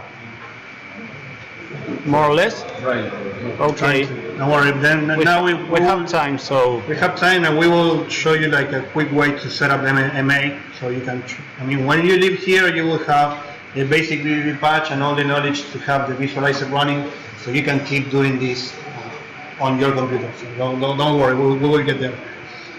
But if we start doing that, you won't be listening anymore. So that will be like the end. Okay. So this would be like basic patching. Okay. So this was using vvvv to properly generate our net data and send it out. In the same way, we can use vvvv to get data, and it's completely the same. You just need to make a DMX node, a receiver one, and if the data is getting to your IP, you will be getting the 512 spread. Yeah. Just a second. This, I think, would be like an example of what you were. I don't know who was asking about control different parameters, different scenes with different values for a group of different moving heads, for example, etc. This patch, it might look quite complex. It's like a bunch of the same type of nodes, just does that. Basically, I switch, it's like a get slice and get spread, and a bunch of I/O boxes with these calls, rows and pages thing, and we just get it to group all of this and send it out in a certain way to an advanced node. So we have like our like override subpatch, and we basically have like our color place, go. This will be like the whole queue for 12. In this case, 12 moving heads. So 12 fixtures. we have like the functions we want to control. It's like color, gobo, dimmer, focus, frost, prism, and color. And that's it. So basically, what we are doing here is switching between lists, and we have just read the manual and get to know which function is each color or palette or color wheel, sorry, and gobo wheel. So we know that index 0 is white, 1 is red, 2 is orange, and etc. So we just make a color spread that has that set up, just as we can see, and we feed that inside here. Basically, you just you can just play with the patches on your own. It's like the easiest way to show this out, because okay, we have like this spread, which is our full palette, and then we are doing a get spread for every moving head color index. So These colors are the colors in the disk of colors that the light have inside. this number refers to the index that we built earlier inside the fixture. So we know that by the manual says that index 0 refers to value 0 to 0.5, for example. Then we make a switch in the fixture like we previously showed. Let me show you again so we can begin to understand.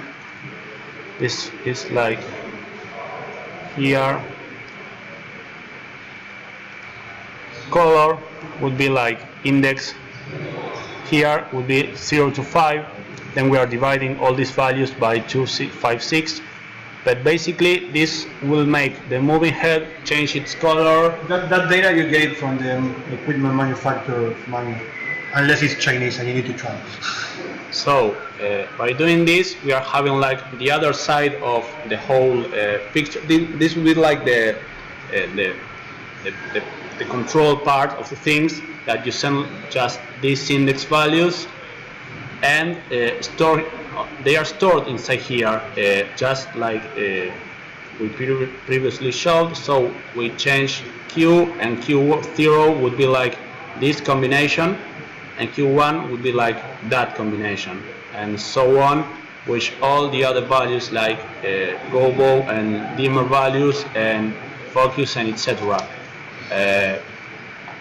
Up here we have like an IO box that tells the patch if I want to override this value or not. So maybe you just want a scene where you have like all colors set up to a certain value or a group of certain colors, but you don't want to change the dimmer values because you are controlling it in real time or something like that. So you just turn off the dimmer index, which tells this patch to ignore it, because we are sending, it's quite complex maybe, but what it does is it tells the sample and hold node to stay off. So that data won't go inside this says sender node here. This would be like the sender node for these values, 6 different values, 6 different attributes and 12 values each, all inside the cons, and we are sending this to this side, not inside here, but one level up. That would be this one, and we have like our receiver module that would just do this and zip all values and switch it depending on if we have it selected like on or off. Switch to this value we are sending and change it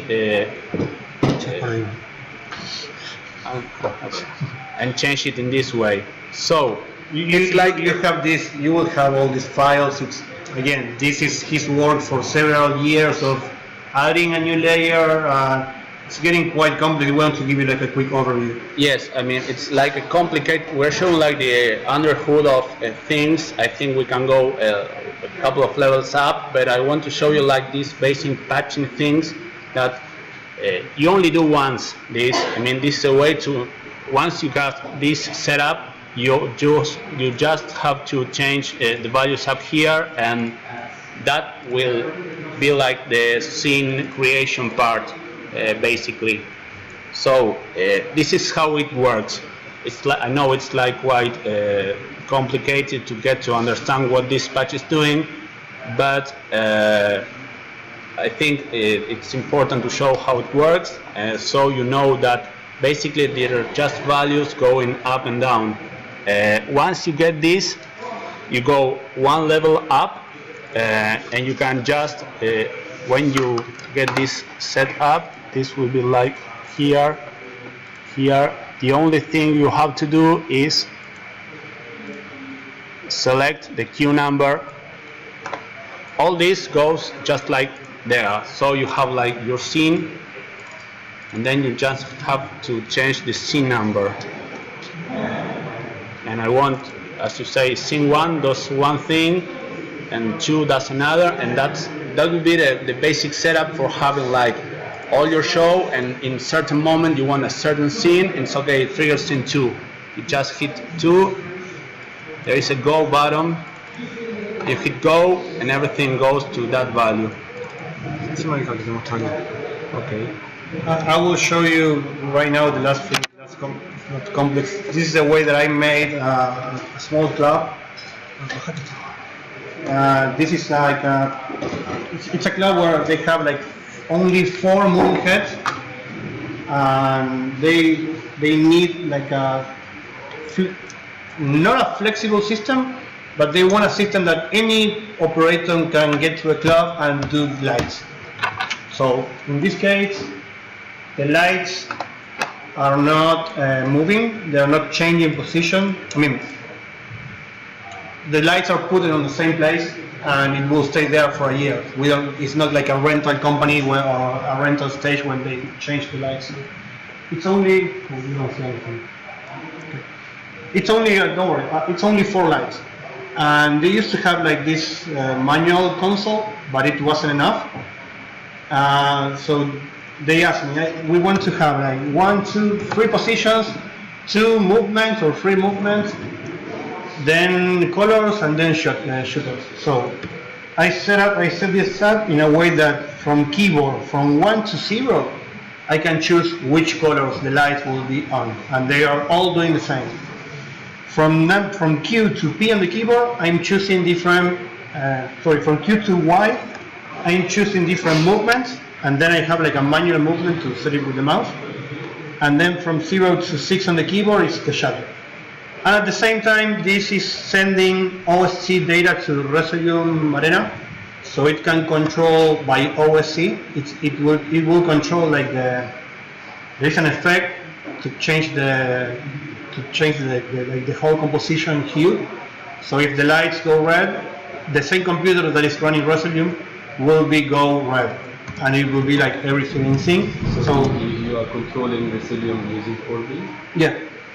So let me show you this quickly under the hood. Don't worry about this mess. Big mess. Yeah, because it started tidied, and then every day I add something, and then boom. But basically, I have like my fixture. This is like the older way of doing a fixture. Basically, this will work if your fixture is on channel 1. Okay, so this is going to start from channel 1 up to the amount of channel that this fixture have. These are like the one that is on the floor. I have a dimmer, I have a color, and then I have a shutter. So I have my fixture here, and I have this node that is called set address that is going to get that spread from 0 to 5 or 3 channels, and it's going to move it inside the 512 spread. And it was made in a way that is like a daisy chain. The data from here goes here, and each of these is adding the node. Let me get this down. I have the 512 channels, and it's going to inject these 5 channels. It's going to put it here, and it's going to move it on the right position. Then this other one will do the next. So all these are the fixed LED lights, and then I have here this group. It's like the moving heads, where I have the patch of my moving head with the typical pan, tilt, color, whatever. So I have like this group here, the same node, and this chain here goes. That patch is this. So these all go down, and here I'm feeding the position and all the parameters, and all this goes down to the DMX node. It's right there. And very quickly, I want to show you that at the same time, this is the OSC part that is sending data to Resolution. So, and everything starts working from here. This is the keyboard node. So, with the keyboard node, this is just wrong. It's a key match between let's see where I have this number pad 1, 2, 3. Oh, sí, yeah. Okay. So everything starts from here. I have my keyboard. Here I'm listening to up, down. Oh, that's it. This is shadow. Okay, so if I have this here. These are like existing functions. You didn't make any just existing functions you use to make. Standard nodes, yes, available inside 4B, yes. For example, this is a dimmer movement. But again, and these are the different, the sequence 1, sequence 2. So these are like different dimmer sequences I make. So I can just copy and paste this, change the volume, and change this sending node. And this switch right here is getting the data from the keyboard. It's going to do a key match to see which key I press. And this SH is going to tell, okay, if you press, it's going to convert this to a number. Here, if I press 0, if I press 1, it's position 0. 2, 3, 4, 5. So these are my 5 shadows on the numeric keyboard. So this is going to fit this switch, and this switch is going to have either this sequence or this other sequence or that other sequence. So again, this is like a super, I mean, it's messy, but trust me, this is like a super simple way of doing this. And at the same time, there is a keyboard node that is going to read the from 1 to 0, which are the colors. And every time that change is going to send an OSC value, and this is going to be receiving Resolution to control Resolution from here. Okay. So then I will leave this patch on the. I think it's no, it's not. It's not there. I will add this later on the. ¿Con qué tengo? Y todas las funciones. ¿Tengo con una? Y faltan unas cositas. Well, there are a bunch of nodes that might be useful here too. Yeah. For example, there is a node to convert from from vvv world angle to the 2 channels. That's one node that you will need. Then there is a node that is the opposite to receive 2 channels from the DMX for our net data. Yeah. And mix that. Let's start with this one. Let's suppose that we have an old fixture with a moving wheel. So you have like 6 different colors. And on your vvv world, you have your color. So you need a way to tell vvvv to calculate what is the closest color to the one of your palette. So we get the palette from the moving head, and we have like the color from the 4B feed, and we just use an expression node that what it's doing is like calculating the nearest point in a 3D space, in a 3D color space between both colors. So what we are doing here is just we feed this color and it calculates which is the nearest color from the palette. So this way you just can have a spread of colors working on 4B, and you get the moving heads to switch the palette to the correct color that more or less is similar to the color you are feeding in 4B. This way, using this, this as a little patch inside your big control patch, gets you or makes it easier for you to use different types of lights, like LED ones and moving head and moving color wheels one all together. You may have up to 3 different color walls. First of all, you have the standard RGB LEDs. That's the easiest one because we already have RGB in vvvv. Then you have like the moving palette, so that's why we need that solution. From any given color, the closest one is this one, and I know which parameter I need to send so the light goes to that position. And then we have another one that is the conversion from RGB to CMA. CMA, right? CMY. Yeah. CMY. Because when, you know the difference between RGB and CMY? Yes. All of them? Okay, so this is going to emit like the big moving heads. The lamp is always on, and the only way to put a color is to subtract, and that's why they use CMY. So we need to know how to. The light is expecting to receive CMY, so we need to make the conversion from RGB to CMY in before. It's only a vector and a minus and a vector. It's already a node. So, for example, keeping on with this, or all these are really reusable nodes that then you can reuse on your system.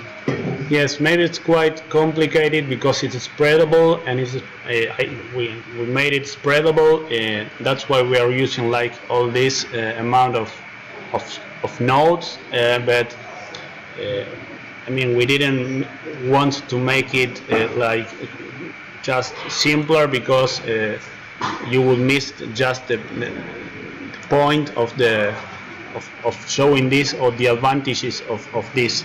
But just look, concentrate, in the explanation maybe, and we'll just try things out later. If you're going to build any kind of lighting system, at any given point, those things will be, you're going to need those files. Maybe not the sequencer because that's like it really depends what you're doing, but all the tiny problems that you find when you're trying to do DMX are like quite solved on that folder. So, for example, another quite maybe complex one, because it's quite simple, but for example, you can get from Pipette a color from a texture. So you can use a video texture, just like with pixel mapping, etc. Use a video texture to get color from things. This way, this patch here, what it does, don't be scared about it. What it does is, this is like a modular system for controlling the dimmer value of a group of very different lights in very different positions. It's in a practical way. You have a club and you have RGB lights, then you have on here, then you have lights here, then you have moving heads. So you have like a bunch of different lights. You can send, instead of doing like a switch for all of them, let's just make one texture and the whole system get the data from one texture. So if we animate a line doing this, the light will go on. So it's an easier way to make like a animation sequence by dealing with only one texture, like to show. There is. Sorry. Yeah. Sorry. is it like, is this technique efficient or control something else that color that can control? Yeah, Of course, yeah. yes. It depends on how you. I mean, this is a black and white texture that we are using for dimmer, but you can apply. I mean, it's a texture, so you can If do use a almost texture everything with it. UV in 2 colors, and then you put like a mirror, you can do like movement from a texture. This is like. Understandable? Sorry. Like, understandable when you program that? No, it's maybe you can use a texture to store the position, and then you use a pipette to get it back, and then you use like your own simulation to know where they should be.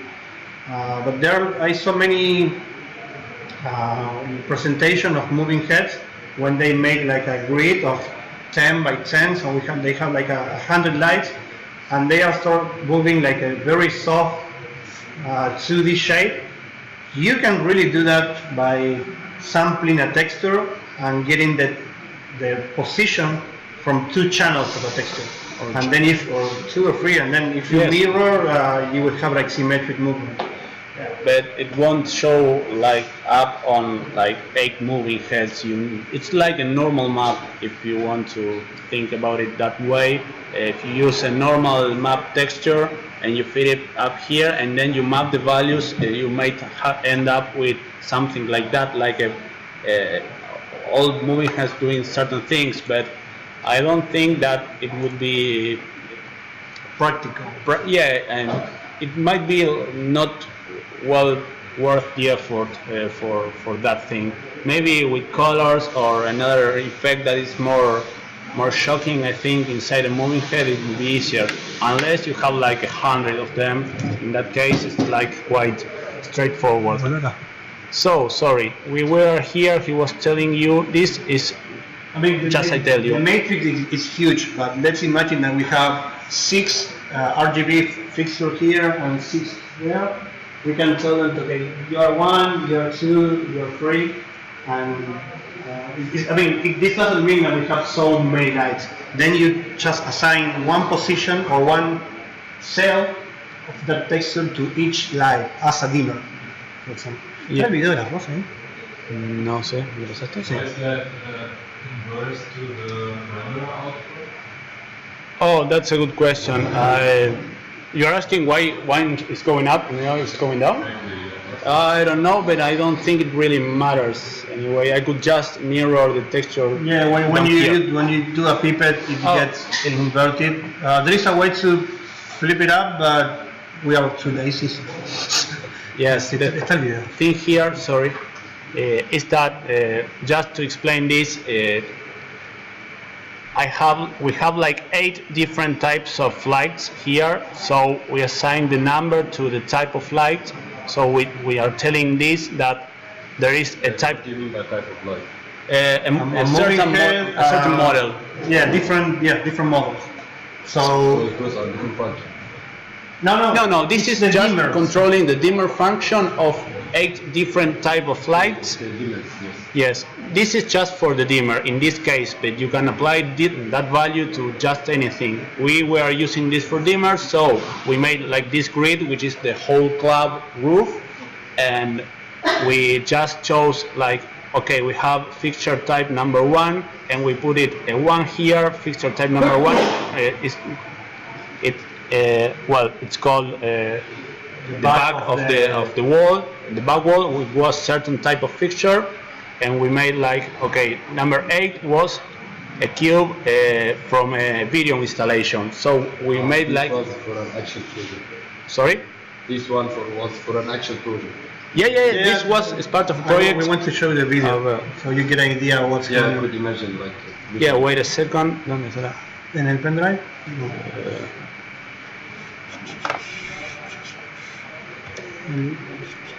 Yo tengo el pendrive, ¿dónde quedó? Anyone here has the USB stick, the black one? There is two Oh, wait, here it is. first of all, guys. Sources. That one, yeah. So that one's the number 1 is the the LED cube, and number 8 is the mapped cube. So when we did this, what was going on was that texture made the one turn on and the other turn off, and well, this was a cloud where you have the back of the DJ, then you have on the roof a lot of trusses with more pieces of stripes, and then you have the back wall. This was the front. I mean, this is the back of the DJ, then you have the roof, and then you have the back of the cloud. So it's like a lot of different places where you can have a different control. And maybe they are getting a different texture. This is getting like a live video feed from a DJ. The top is getting like a texture to get the color from Resolume on the back. But the whole thing controls the dimmer from only one place. So when the music changes, you just change that texture and the whole cloud changes.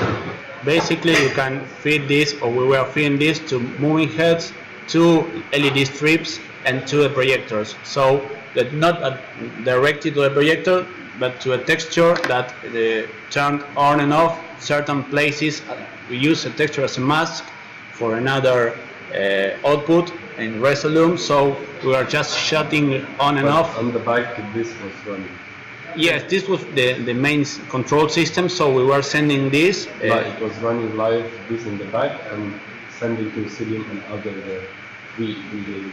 No, it was all on the same computer. It was like the lighting control. This is just a little part of the lighting control system. We'll show the whole system in just in a moment. It's on the files, but it's quite complex. Basically, I mean, it was so complex that it wasn't easy to make it friendly for the operator, and we made this in a different city. So what we came up was the idea of using a cheap tablet and install Lemur, that is like Touch OSC. So we can actually draw a friendly user interface, and the whole system only depends on one tablet. So they never touched before. I was just trying to understand the very basics. Okay, yes. So we have like, for example, we are trying to show up a bunch of like patches that might do very different things or inside your lights, depending on which type of parameter you want to control. For example, another type of patch that I use is like this basic effects patch. What it does, it is just a bunch of resample and spread nodes. But what it does is switching it's a function, it's a linear spread based, time based, of course. So upon this, we just can make certain values switch from one point to another, just like when using a linear spread, but in a more maybe friendly way. Once you get to know the node, you get to know the fixture, you can just switch and apply different types of effects to that light and switch between A and B. A and B would be like, in this case, shooter is off. This is for strobe. Strobe is off and strobe is low or maybe high. So this way you just get like an effects engine inside 4B that you can reuse, just copy and paste and change the name, and you get to send that certain function effect to the other patch, which is the fixture with the patching inside. It might be quite complicated at first, but once you understand the logic inside here, you can just reuse it in a very quick way. Guys, did you install the grandMA software? Yeah? Okay.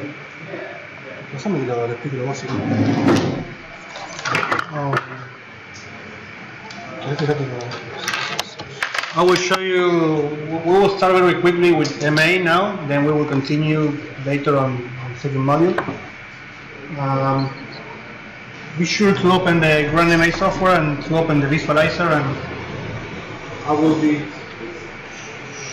show you the super quick basics of the software, because when if you're going to be working with the light operator and you're doing visuals,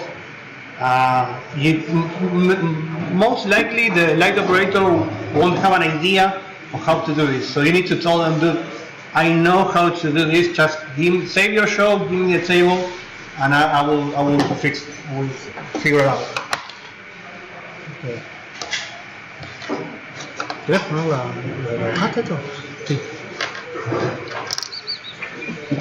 No, no soy yo.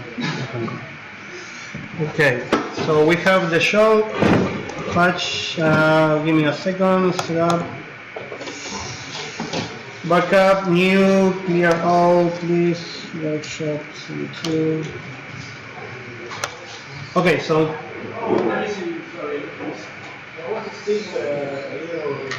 Esto. So as soon as you open the software, you get this thing. So it's quite complicated because in a second, let me put like a background here so you see something.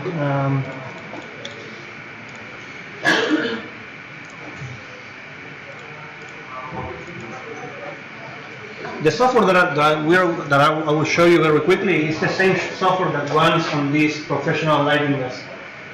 The good thing is that if you do a show here and then you get a desk in front of you, you just copy the USB drive and you have your show running there. Okay? Clear, huh? No. Okay. So this is the software itself.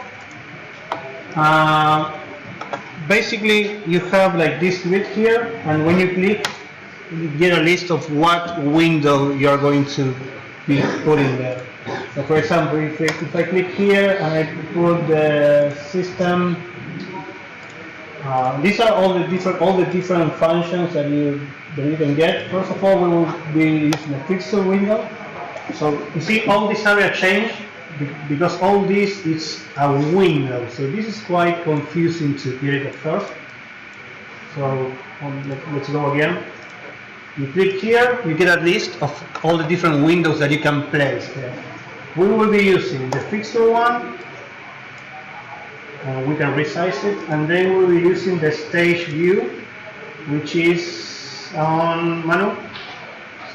Stage view, it's on all stage. Okay, so right now we've just made two different windows, but we don't have any light on the show. So we go to Setup, Patch and Fixture Schedule.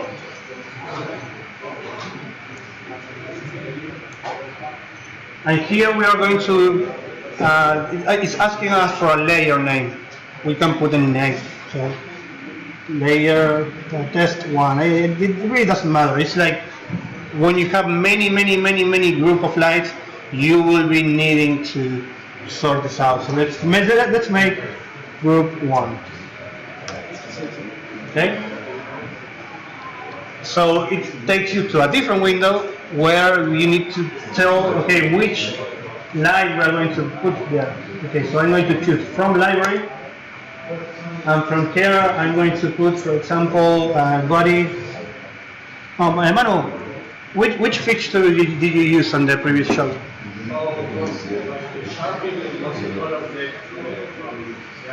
No, but the LED ones. Oh, generic. Manufacturing generic. RGB. White. RGB. This one? Yeah. Okay. Let me show you this one more time. Okay, so we have the software with these two windows, and we went to Setup, Patch and Fixture Schedule, Layer Name, Group 1, and when I click from Library, this is the whole library. This is all the data that we don't want to create by reading the manual from each light. So we use this program because we have like a huge data right here of all the moving lights. For example, if I put body light,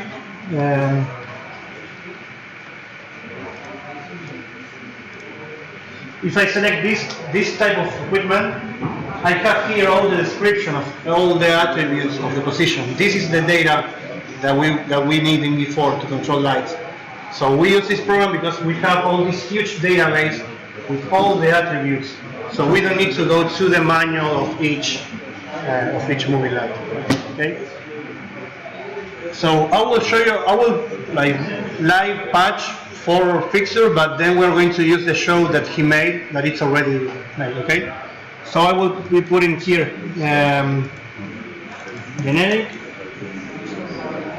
I select the light, generic LED RGB, import, and now the program is going to ask me how many lights. Don't worry, guys. I will show you this so you can get the idea, and then we open the show that you made. Okay. Right? So it's asking me the quantity. How many lights of that one I will need? I know. Let's say 5 or 4. I know. Okay. Patch break. This means what will be the address of these lights. This is universe 1, and the first light will be channel 1. And if the light was 10 channels, the second one is going to start at channel 11, and so on. So I click apply. It's showing me the list of all my lights, and it's showing me they are all on universe 1. So that's it. I close the window and I say yes. I close this. So now everything is the same, with the difference that we have here in Fixture ID, our 4 LED lights. And here on the stage view, we have like that dot there, because we didn't tell the system where those lights are on space. So by default, they will go to 0, 0, 0. Okay, so you can select the lights from here, then you go to setup, position setup, and from here you can move, you see with these wheels. Or maybe you don't have the wheels, maybe you have like a sticks that go to left or right. From here you can move the lights to change it on this like tiny 3D space. And also you can select the lights like this, to set up position, and if I press, for example, the X position, I can do right click and tell them minus 2.5 to 2.5. So this is going to make like a spread, or maybe down. Let me try again. Setup. Position wise.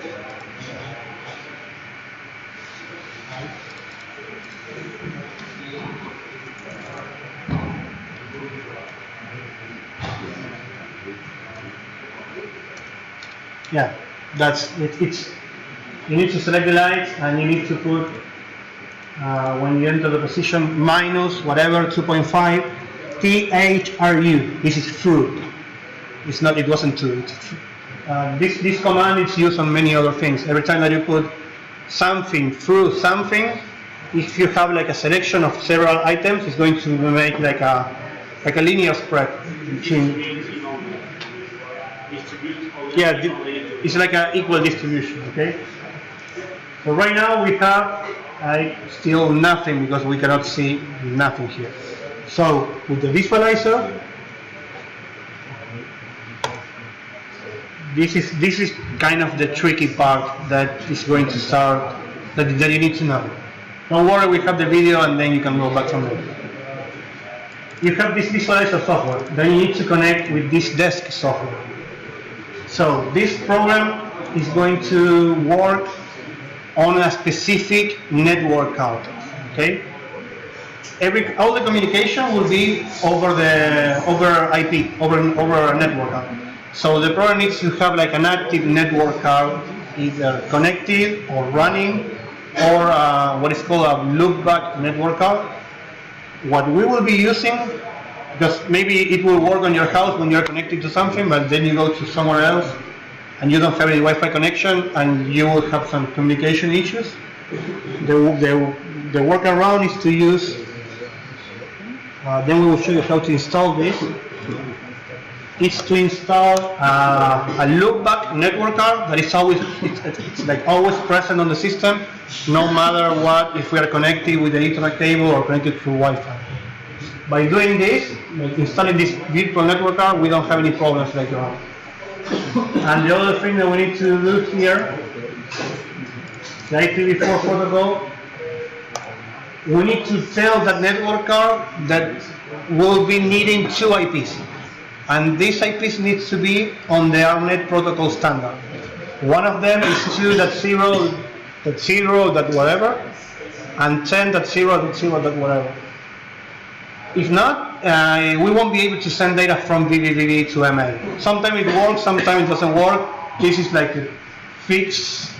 This is like a quick fix to be sure that we won't have any headache later on. Yeah? How do I create a loopback network? No, don't worry. In a second, I will show you how to install this. This is like a quick going before the break. Okay? Then I will show you how to create the network. But basically, once you have your network running, set up network control, and you need to start a session. Okay, because you can either be the server and have another one on the network that is like a slave that is connected to you. So I created the session on the network card 20099. Okay. Now, how do I connect? How I connect the 3D software to the MA software? In setup, we have the network configuration, and here we have the 3D, and we can add the 3D software. It's like before it was automatic, but now from the main desk you need like to invite the software. This one is running on my computer, but if we are on a network and the 3D software is on a different computer, I will see it here with the desktop name and everything. So I just double click here, and then you need to do right click here and select session member. This is like the trick to make it work. And now here I already have the lights that we made before. Okay, so let's give this visualizer here. Okay, so now how do you use the lights? Basically, you select all of them, the dimmer, and if I open the dimmer, I need to click on the port. The dimmer is full, and then... Bueno, no sé, ¿dónde estás? Sí. ¿No? Ah. Change mode.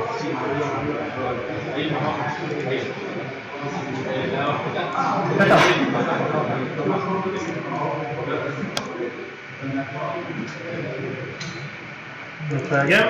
So select this port. Dimmer goes to full. And now I have my lights working. Okay. Don't worry about this because this is the job of the light operator guy who will be using MA. So this will be done by them. Okay, I'm showing you like the quick basic of how to connect these two software. Then we will go again on this after we ate something, and we will start messing around with vvvv. Okay, so we have like our desk running, and here you can create like different windows.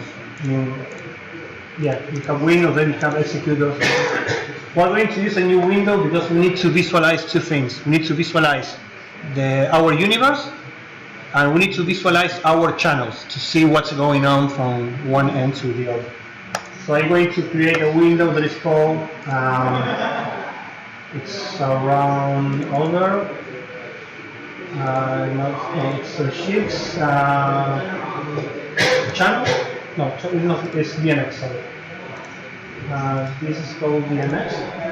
So this is going to show me all the real values, all the real DMX values that the software it's sending. And the other thing that I need will be a pool. It's called universe. It's going to show me all my universe. And then I will need a console to do a few tricks. I forgot that I have this here. Shift console. Command line. Yeah. And then set up the adapter on that one, and the certain ID. No. No, this is like a very quick way, and then we will go through the network, all these selections. Just right now, just look at this. I will do it like quickly, and then we will do it slowly on every computer. Okay? So we will need these three things. Like we need to view our channels, we need to view our universe, and then we need like this command line to make a few tricks here. First, I need to change this so I can have an entry field, and I don't need. Okay. So we are on vvvv. Basically, how do I send data from here to here? I create a DMX node, and I click send, DMX sender.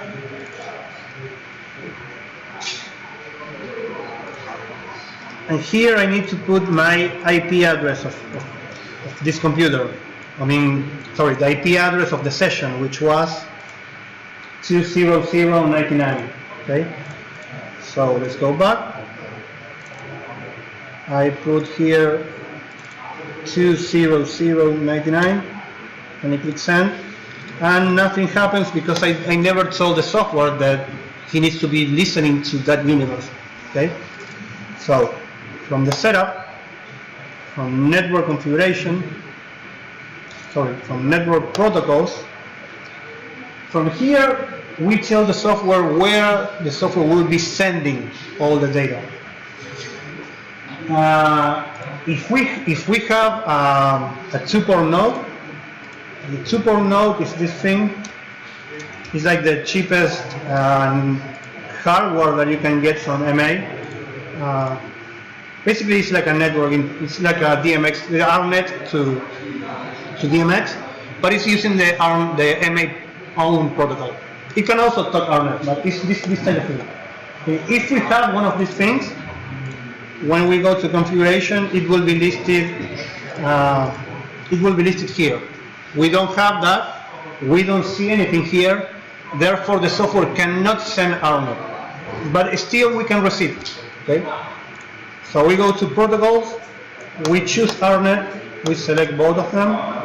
We add a new line, and we set up that as an input. Okay. And then we tell how many universes do you want to listen. I will be listening to 8, but we only need 1, it doesn't matter. So by doing this, the software or the desk will be listening to any ARNet package that gets into the table. So if I go back to my vvvv and turn this off, go to this screen,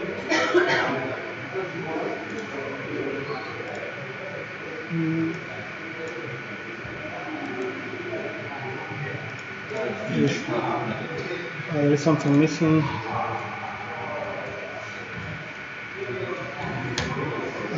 Give me a second because there is something missing.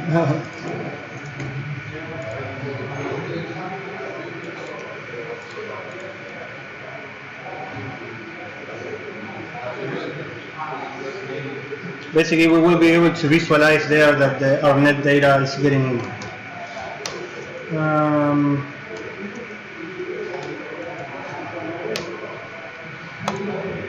This ARNet thing is going to change. It's going to kind of DMX sender. You see that it's turned on. That means that it's getting data. And now when I move this, you see that all the channels goes up. So the data from vvvv, it's getting into MA. The things that right now I'm doing what is called a broadcast. when you're dealing with network UDP packages, I can send you, if I'm IP1 and you're IP2, I can send a package to you, or I can do broadcast. Broadcast means I send the package to the IP that ends on 255, and the router sends the packages to all the devices on the network. We don't want to do that. We need to use Unicast. So here I need to put 2.0.0.99. So now by doing this information it's going only from the vvvv computer to the MA. Okay. So, but there. Maybe let's set up like every universe is a extra DMX node. Yeah, if you need to send a different universe, you do like this, and then you change here which universe it is. Okay. Okay, but I have this problem. Let's go to the visualizer, okay, and let's put these lights to red.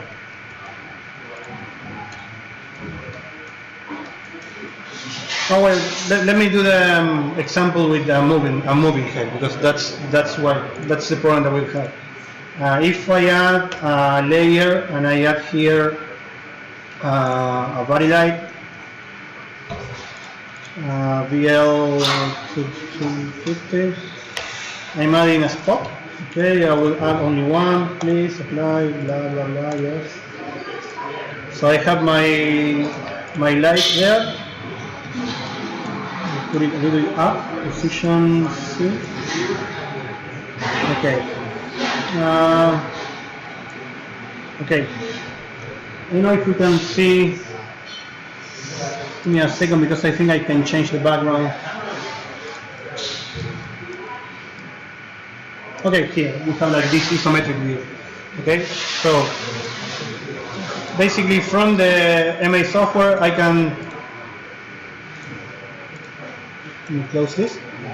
I can select my light here, and from here, from position, you see that it's moving, it's like rotating.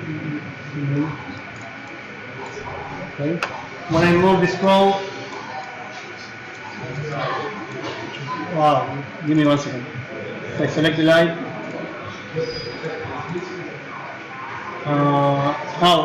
here, position. Okay, you see that it's rotating, it's moving up and down. If we look at the DMX channels, every time that I move something here, there we go. I'm moving the tilt parameter, and you can see here that it's changing channel. There, you see? If I send data from vvvv, right now I'm sending like everything mixed, I will be controlling the light.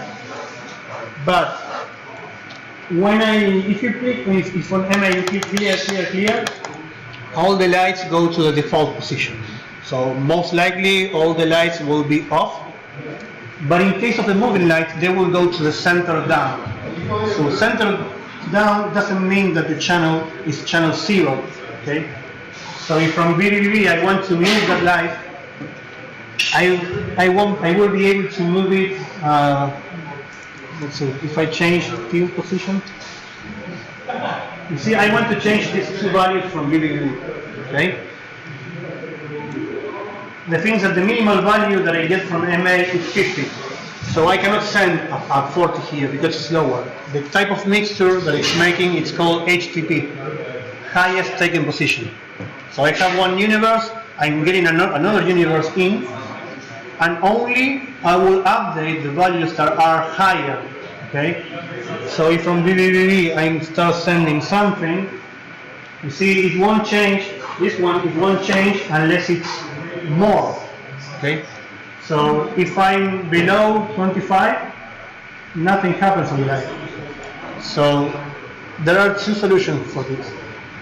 The light operator can either put the light in the certain position that match the channel to go 0, but that's something that's super hard to find, or we can use the console, the command line, to execute a command that is called park. That means It basically means I don't care anything, I will go to this value, and I'm going to stay there, unless I get data from the DMX limiters. Okay? So if I go park, fixture, and what is it, fixture number? Fixture 5, park fixture 5 at 0. So all the values will go to 0. All the values that correspond to fixture 5 will go at 0. And those values start from, let me change this so you can see a little bit more.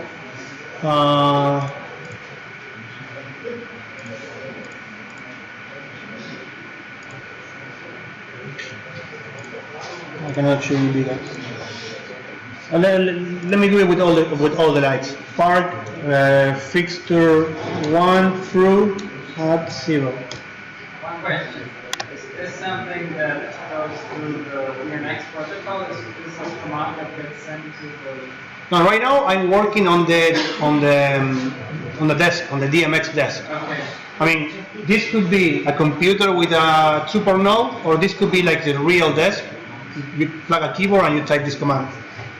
When I wrote park fixture 1 through at 0, that means I'm parking all the fixture to 0. So that means that the table is useless and it's only going to bypass the data from the data that I'm sending from here.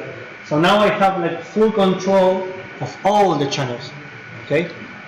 But by doing this, we are doing like the light work. So we don't want to do all that. Maybe we want to tell the light operator, okay, you keep doing your job, you keep your light show, but I will be giving you the color. Okay? You keep the dimmer, you keep the position, keep the shutter, but I control the color from my vvv composition. Okay? So to do that, I need to send him the right 3 colors that are going to correspond or to match the channels that he needs. So just the colors and the animation, or color animation or whatever. Okay, so I will unpark out. No, yeah. I did unpark out, so I have everything. Put the 0. No. Unpark. So unpark fixture 1 through. Okay, now the desk is as it should. It's the same. I mean, the light operator is working. Anything is happening, so everything is working fine. Let's select the moving the RGB lights, and let's change the color from here. So when I change the color from here,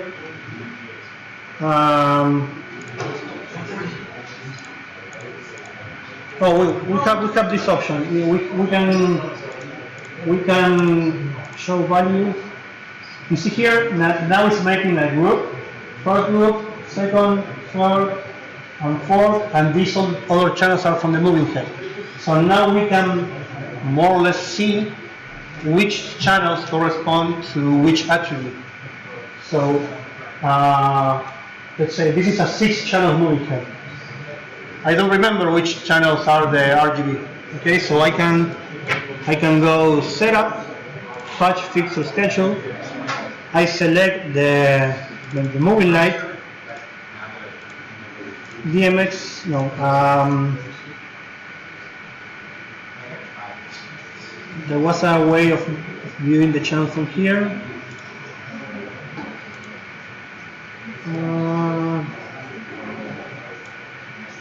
Bueno, ¿se acuerdan cómo se veían los canales de acá, desde el patch?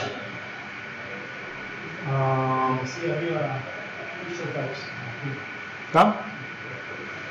Yeah, here. Okay, so I select the light that I'm trying to figure out where I mean, I know that I want to change the color from this light, but I don't know where is the RGB, okay, on that light. So I go to the patch window, I select that file, I select that fixture, the one already patched.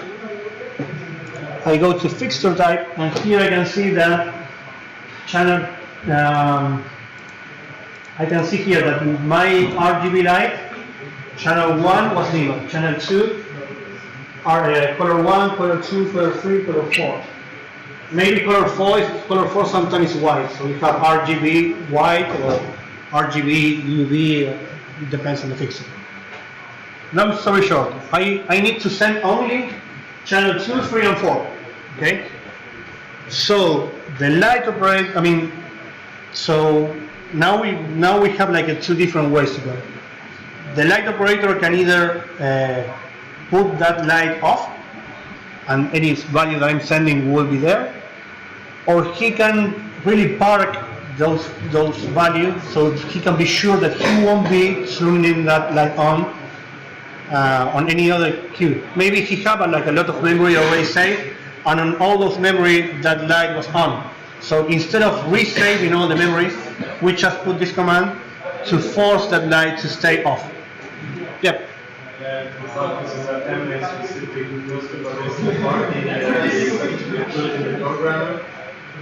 The part, it's on the highest position. It's like overwriting everything. So if you clear, it's still there. Okay, it's going to keep there until you die. It's like the highest priority that you can get on the software. Yeah, that's the next trick, because you won't be typing like live. Okay, so I want to show you that basically like quick overview. So I need to park channel. It was dimmer RGB.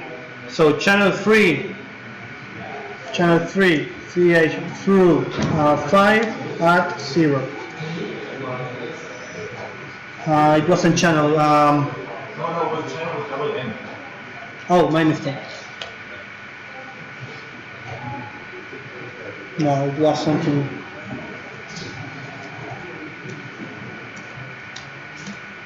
Yeah, it's DMX. So it's part DMX 2 through 5 at 0. And you cannot tell so much light, but you see that there is like a blue dot here. This means that these channels are parked. Here I make a mistake because I took out the dimmer. The dimmer was no, it's okay. Dimmer, it's from the table. These other three are from my end. And now I need to be super careful to be sure that I'm sending, and this is super important, to be sure that I'm sending only those channels and anything else. If not, I'm going to mess up the whole show. Okay? Because if I send a higher value, I'm going to mess up all the other lights. So, for example, if I try this, you see I'm making a mess on all the universe, and so all the light will go crazy. So I can either use the right fixture from the fixture library that we made in vvvv, or I can create a spread from 0 to 512. So here I have like a list with 512 values. I don't really need them, so I'm going to multiply everything by 0. Okay, so now I have here a empty 512 license. This is what I will be sending. So I will put this. I will be putting this here, and in the middle I need to fill the data for these 4 channels. So I can do like set spread. I put here a spread. So everything is the same here. Then I need 4 channels, so I will do a cons 4. No, sorry. I can do like a vector 4 in this case, it's the same. I put this in input. Going up. And this is like 4 channels. So, as you see, I'm sending data to channel 1, 2, 3, and 4, but I really need data on channel 2, 3, 4, and 5. So by doing an offset. That's it.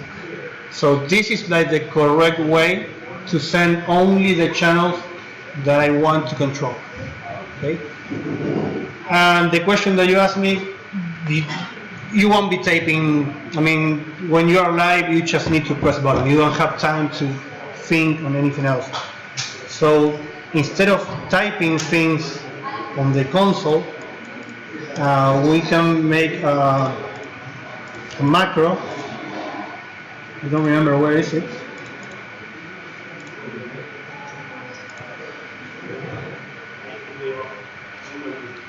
Macro. Okay, so this window is like I can put on any of these tiny boxes any command line that I can type. Basically, the whole desk can be run by command line.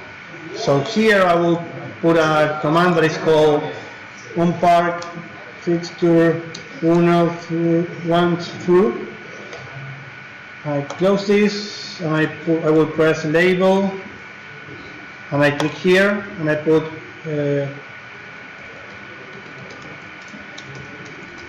it's all fine. That means we are not doing anything. Anything is park, everything is okay. And then I can do another pool that is called park DMX 2 through 5 at 0. And I press label here, control. Okay. So if I go here, see, we have here the channel list, we have here our NA thingy. So it's all fine, everything keeps running as usual from the desk. Control from the VJ and getting the data from here. Okay, so basically this is like the way of being to have control in a small amount of data and to not mess up the whole show. The idea that you know these few steps, most likely, I mean, I'm not here, but most of the light operators that I met, maybe they're very good on what they do, but they don't know how to do this because it's something that maybe they never tried before. So you can tell them, okay, save your show, let me do these 5 things on the desk, and we will have control from my end. And then we will show you another thing to send data from, to control this from vvvv. We can make like a toggle that sends a value on a different universe. That means to execute this button. So I can do this from my end. So with the guy that I work, he can tell me, hey, take control, I go to the toilet. Okay, he can leave for 30 minutes. And without touching the desk, I can, well, you usually take more than 30 minutes. I can just click there and I can have control of the whole system. So basically that's the idea. So if you want, we will try to install this on all the computers. We will try to make it work. So we can try a little bit, and then later we continue with the digital LED strips. Okay? So far we are good. Quite confused. The break is at 1, right? 1:30. 1? Okay. So everyone have already the software installed? Ok, Manu, vos tenés el show, no tenés un show.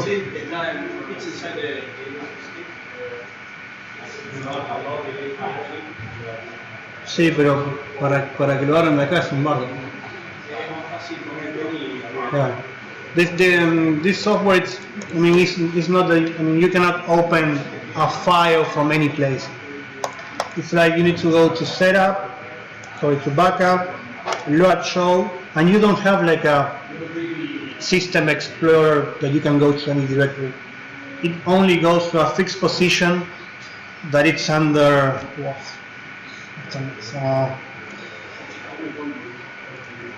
It's under C, users, the username, app data, local, or whatever. right there. So the Program data, program data, sorry, local disk, program data, MA Lighting Technologies, RandomNA. It will be, it depends on how many versions you have, but in this case, grandMA2 _v _ 3.0 shows. okay, so it was local disk, Program data, MA Lighting Technologies, grandMA, template shows, no. no, ahí entra, en este caso es sí, hay cualquiera. So you can either move this file. I don't recommend to do this because it's like two files and it's complicated. Just put a USB stick and do backup, load show, backup, and here you will have, if I put a USB stick,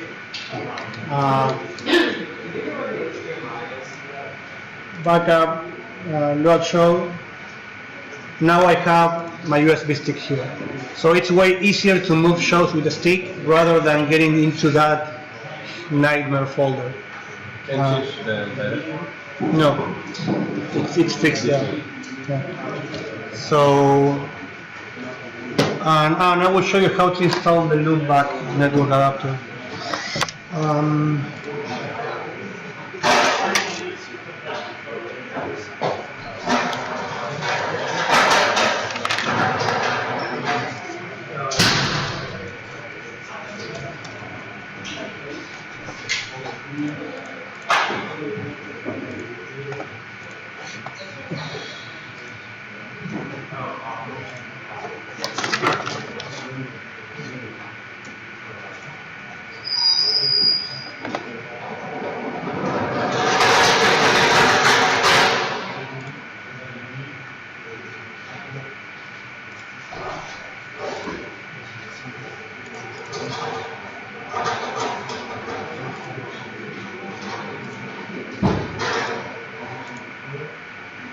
Okay. Remember that I told you that we need to have like a connection that it's always there, like a loopback. It's called a network loopback adapter. Are we now doing the That's the installation now. So if we have any problem, we fix it in the lunch time, and then when we go back, we are sure that we have everyone is working. Okay. So basically, what you need to do, you need to get to the device manager. Just type device manager and you're there. And you need to do the following. Right click on the computer, add legacy hardware.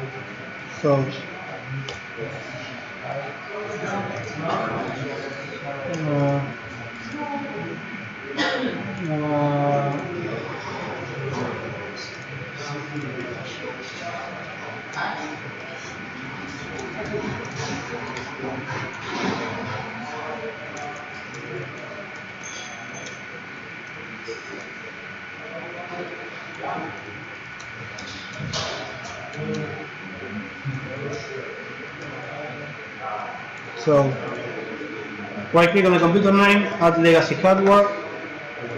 Next, install manually.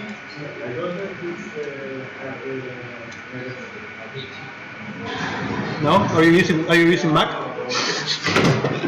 Let me check. I don't have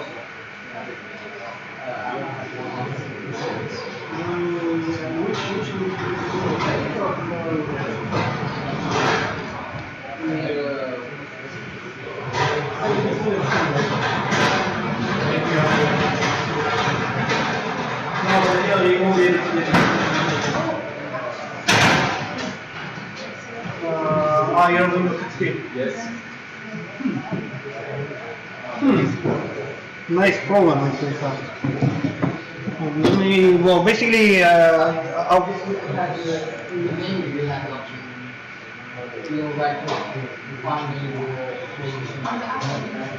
found it? Yes, but which hardware should be installed? No, it's The operational in the menu of hardware. And the hardware that we need to install is called Microsoft. What was the name? Oh, network adapters. Give me a second. It was next. Next. So install from list. Next. Network adapters. Next. Yeah, no, wait, give me a second because I made a mistake. I don't remember the right.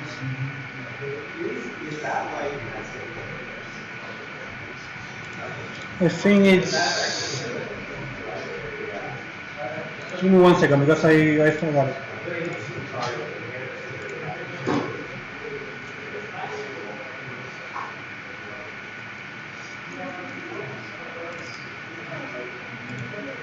Oh yeah. So it's like this. Right click, add legacy hardware, next. Choose the device from the list. Then you go to network adapters, next. You wait there, and then you have the list. Okay.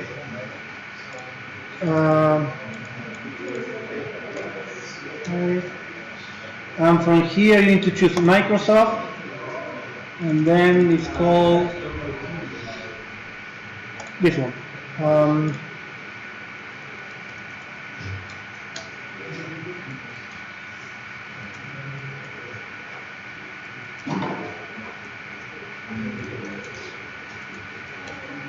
Okay. That's what we need. Who didn't find it? Got it? You got it? I found the link back in that because it says DMX. No, it doesn't matter. If it says look like adapter, that's okay. You didn't find it?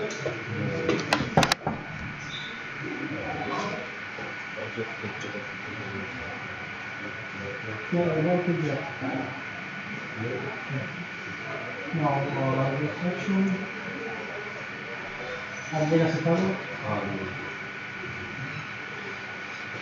Okay, and basically when you finish this installation, nothing happens. It's like,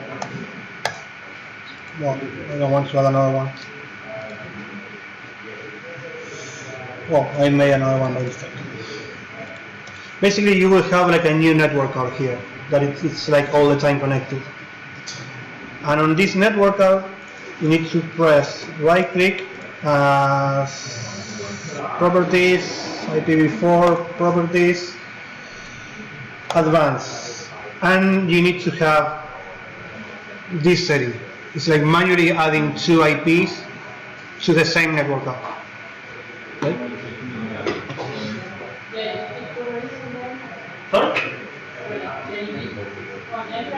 Yeah, let me do it again because it's right click, properties, IPv4,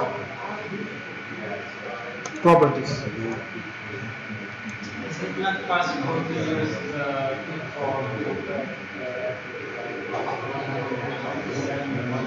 No, because you cannot send your grandMA won't be listening to any package if you're not on that specific. That's the trick.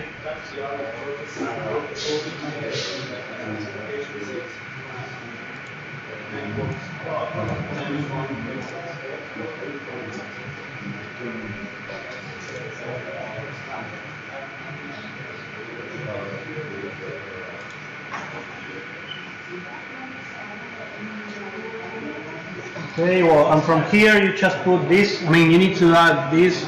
I just put 99. It could be anything, but I put 99 so I can know that that's the one that we'll be using. And then on advanced, you put add, and when you put add, you enter the second one. Okay.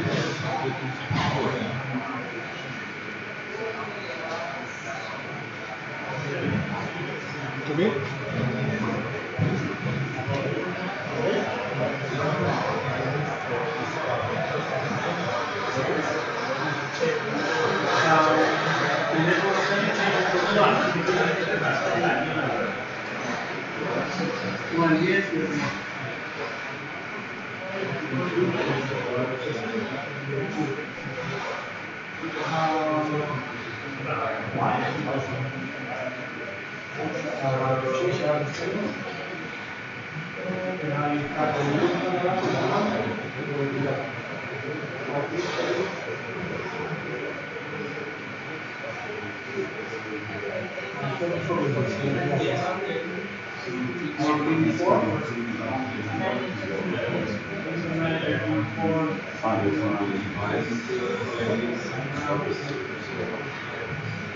Here,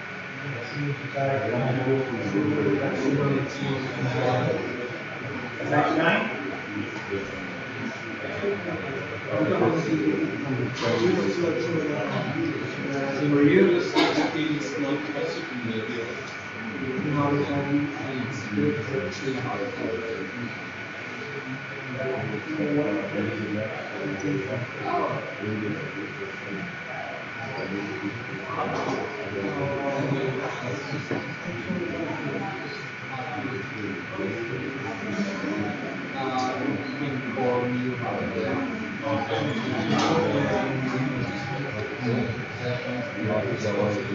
No, I mean, I'm sure it's possible, but do you have internet?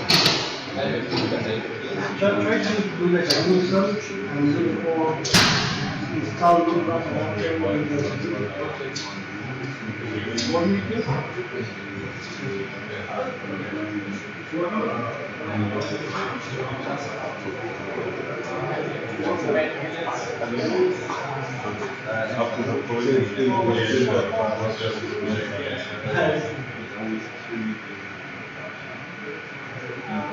No, it could be anything. I put 99, so it's like a weak visual way to listen on the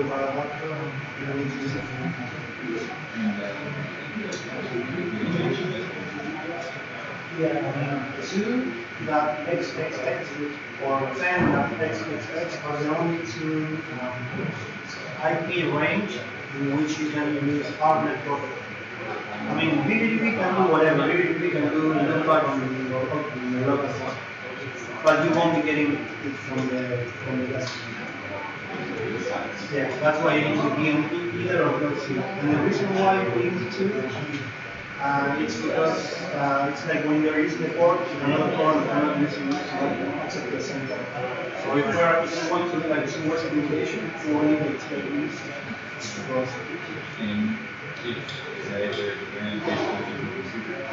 Yeah. In teamwork, either one of those. I mean, it's possible that you have a different idea, but you won't be using all of it. You will be using this stuff. You will be using the NODE17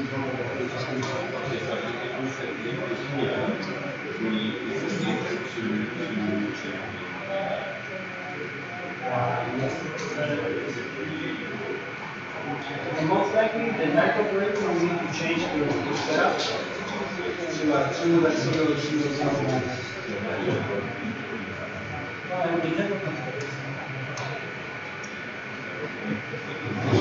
Yeah, now there's no session yet, so you need to choose the setup. And from there you choose which one. I mean, after you press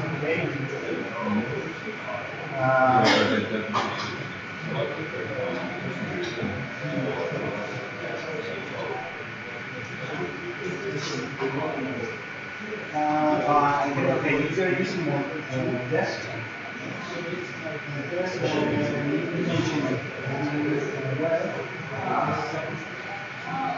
you can change your mechanism. Yes. No, yes, I didn't try to say what kind of desk. We did a bunch of times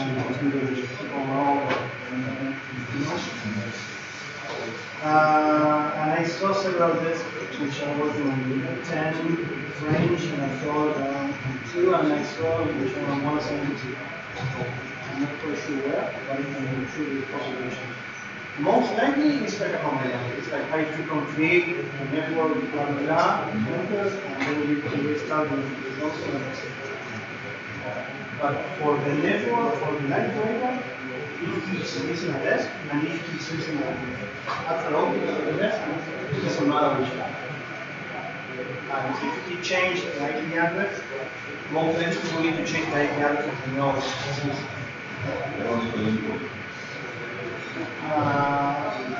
Well,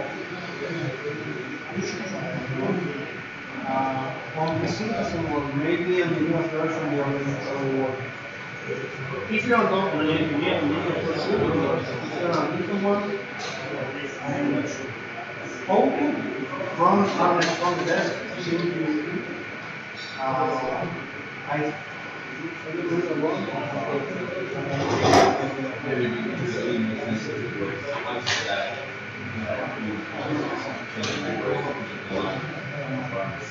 yeah, that's yeah, like we made it work.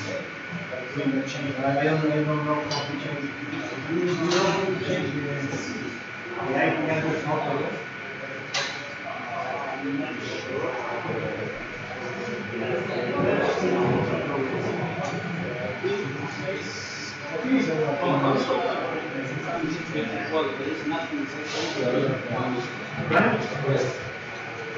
So guys, let's go for a break and we'll get some food and then we'll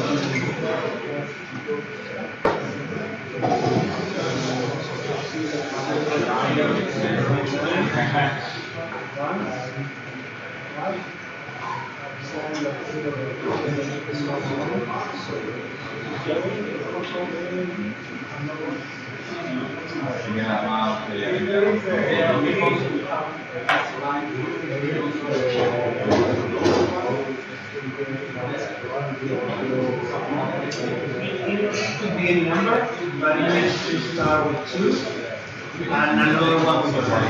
Because it's a different IP range. And only those two ranges are possible for DMX, for a hardware. For 2 or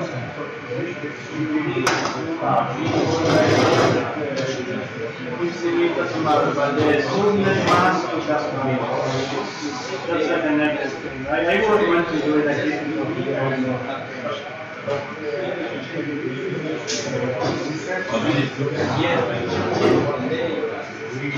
we set this connection to be able to run the whole vvvv PC on the same computer if you don't have any actual connection.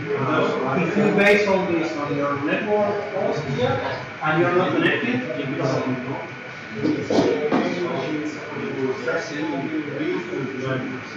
Yeah. No, it's like locally in your computer so you can work. And when you're really working, you need to, from vvvv or from NA, to create session on the IP of the one.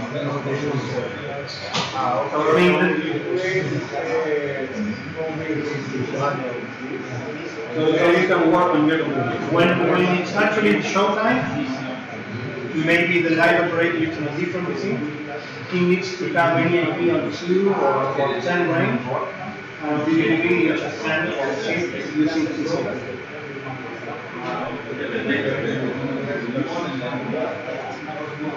No, you won't be using ground. Later you will be using, he will be using ground. You will be using vvvv.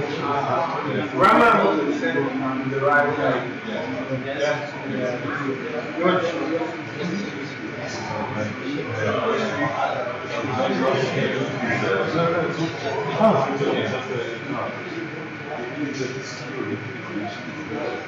Arnet is vvvv.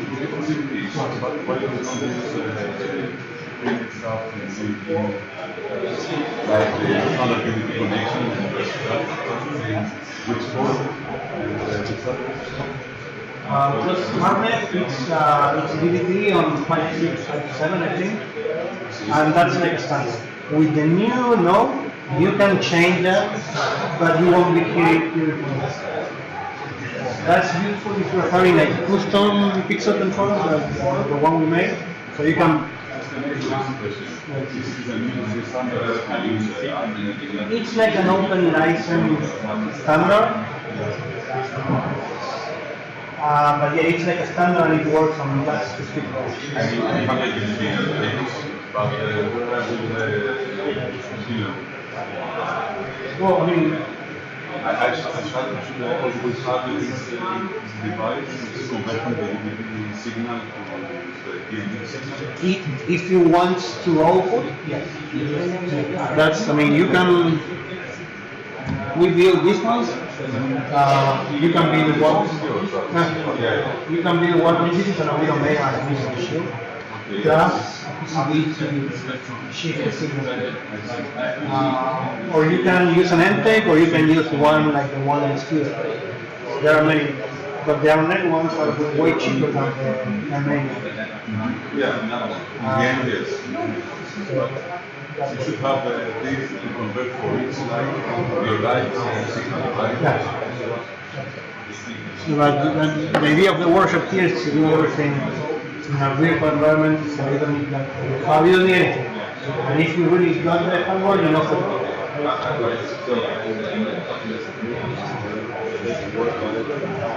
Yeah. After the break, we continue with LED and we start using some patches. We are not going to connect Oh yeah, or I can, I mean, if you want to connect here, you can do it. Just No, I mean after the break, like Yeah. we're gonna work on this, connect it and start working with it. yeah, that's it. Yeah.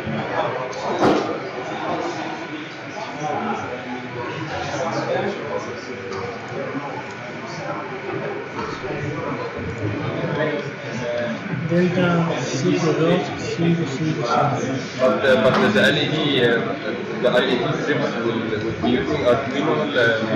No, we will use in our own controller. No, I saw the device when you posted on Facebook, in the forum using small. This one. No, the other one when you were asking who wants one of these, yeah. But yeah, I was wondering this that okay, this is a solution, but this is a solution for your setup. No, this is a solution to control those strips with any software that can send ARNet. Not for this one. I mean for the other one, for that one. Oh, the Wi-Fi one.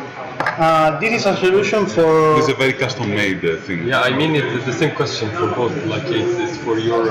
No. I mean that is going to be listening to any ARNet package from any software. It could be vvvv, Chamsys, Freestyler, Jinx, or your phone. You are bypassing the MA thing with the code. Yeah, you're not using MA at any point. You're just sending. I mean, with that board and what we did today, you can do a live show. I mean, we have been doing that for. Yes, but this one how we can get it? Like it's much cheaper than we buy ArtNet. But, yeah, I mean, we are selling this at 300 and. Give me a second. You're having a store where you can buy it from? Yeah, I mean, but we'd rather sell the one that we have here because if I send you this, it's like the same price as shipping as. We are selling this at 599 pesos, divided 20. We are selling this at $300 in Argentina. We can sell like this one at 150 here. The small one? The small one. These are like 40 euros. 40 euros. Yeah, and you can control. This is more away from, like you will not be in need But for. this is not DMX. This is for the LED strips. Yes, I mean more for the idea for the strips because I work with it more. Yes. So this is more important for me. Guys, if any of you want to connect to that board, this is making an access point right now. Okay. The name of the board is that one, Delta72550, and the password is this right. Okay. And you need to send data.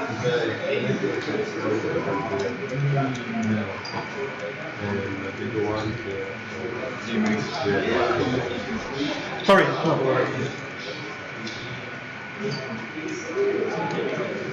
If you connect your if you connect to the network, this is the password. Create a DMX now and send this IP, and you will be controlling this. This is on channel 1. Andreas, one more question, please. And which is the common way to connect the light DMX protocol with my computer. I mean, there is a device that is, as you saw us before, the two-port device from MA, or This converts from the computer to DMX. You want to do the opposite? no, I want to do this. So. This is the device. So you propose your custom-made device as okay. If this is our custom made, then you have the tech one, or then you have another one like this one that is 8 ports. Okay. Then you have like the USB. So the most common scenario, which is the most common scenario. The most common scenario, there is no common scenario. Maybe there are a lot of people who use the USB interface. They are a piece of shit because you get your computer burned out. Then you have like the professional way using like MA. Then you have something like in the middle where they use these boards with chances, which is a different software. And below, here we are building our own interface. This is made with an Arduino, but it works. We have been using it for 5 years already. So. ¿Es el interface mismo que has enseñado antes para abajo de 100 euros? Sí, pero esta van a estar 40, que son Wi-Fi para... Pero eso está conectado solo a un Stripe al momento, ¿no? Sí. Ok, ¿ella no necesita Arduino tampoco con eso? No. Okay. Solo pones la tira y... Y si me pongo uno, puedo copiarlo, así como puede ser open source. No, en realidad no lo hicimos de esta forma. Te puedo mostrar el código de Arduino para que me hagas vos. Te puedo mostrar referencias de cómo lo hicimos, no te puedo dar el código que usamos. No, ok. Pero si tú lo quieres hacer, las puedes configurar para que siempre se conecten a un IP y un router y listo. Ok, y la conexión es sobre VLAN. Sí. Mira, ok. Lo que tiene esta es que tiene todo un setup donde la placa genera una red, donde vos te conectás y de un web server escaneas redes, le decís a qué red querés conectarle, la reseteás y ahí se queda conectada el router. ¿Y lo hacemos todavía eso ahora? Sí, ahora después vamos a hacer eso. Muy bien, gracias. Ahora voy a comer algo y puedo seguir. I'll get some food and...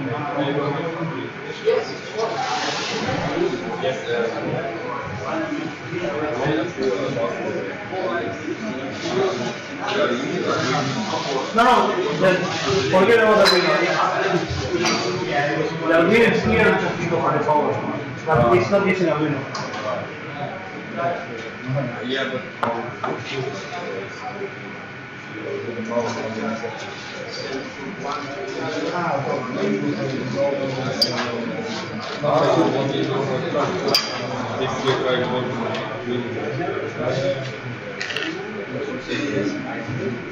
So, das kommt jetzt gleich. Was geht,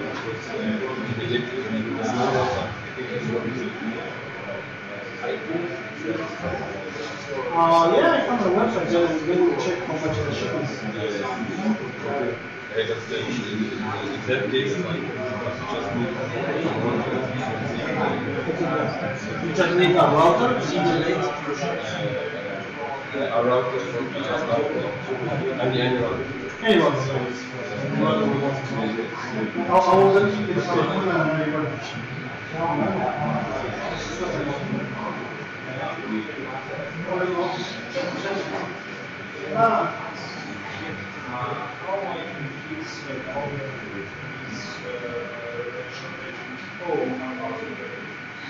That is mission because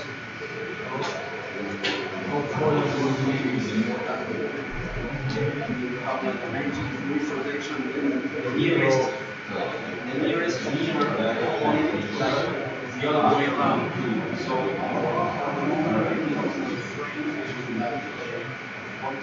somewhere here inside the bounding box.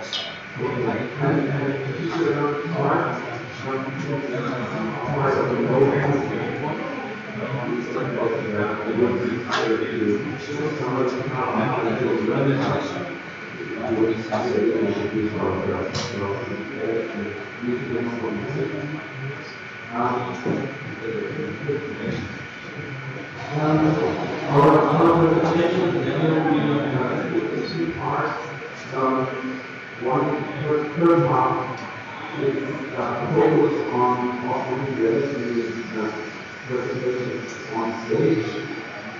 And the second part will focus on iris or software for system control and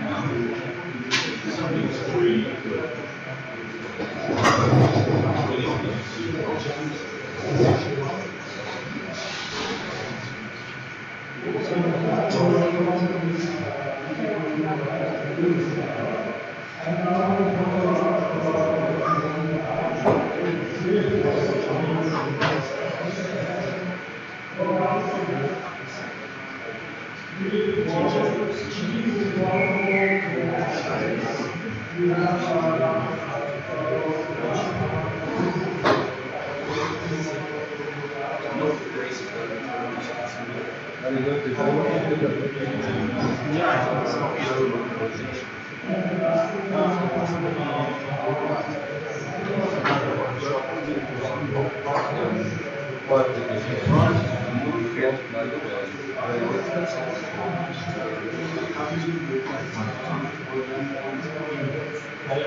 maybe you can make it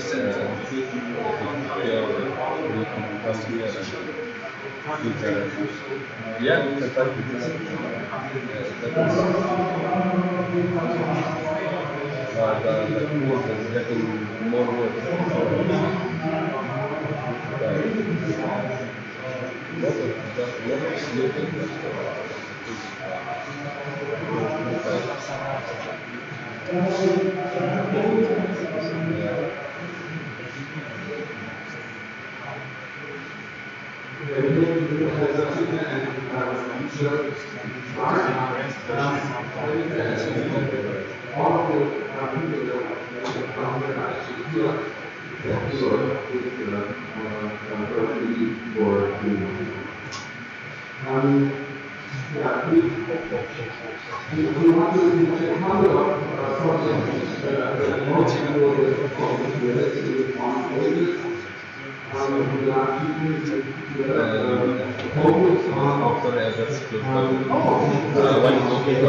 I was wanting to show you some projects that I was doing, and I was asking about something else.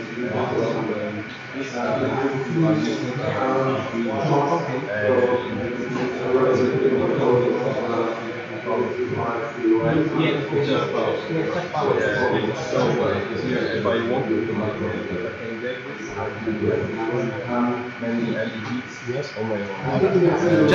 Just for a second. Okay. I just have to pause this.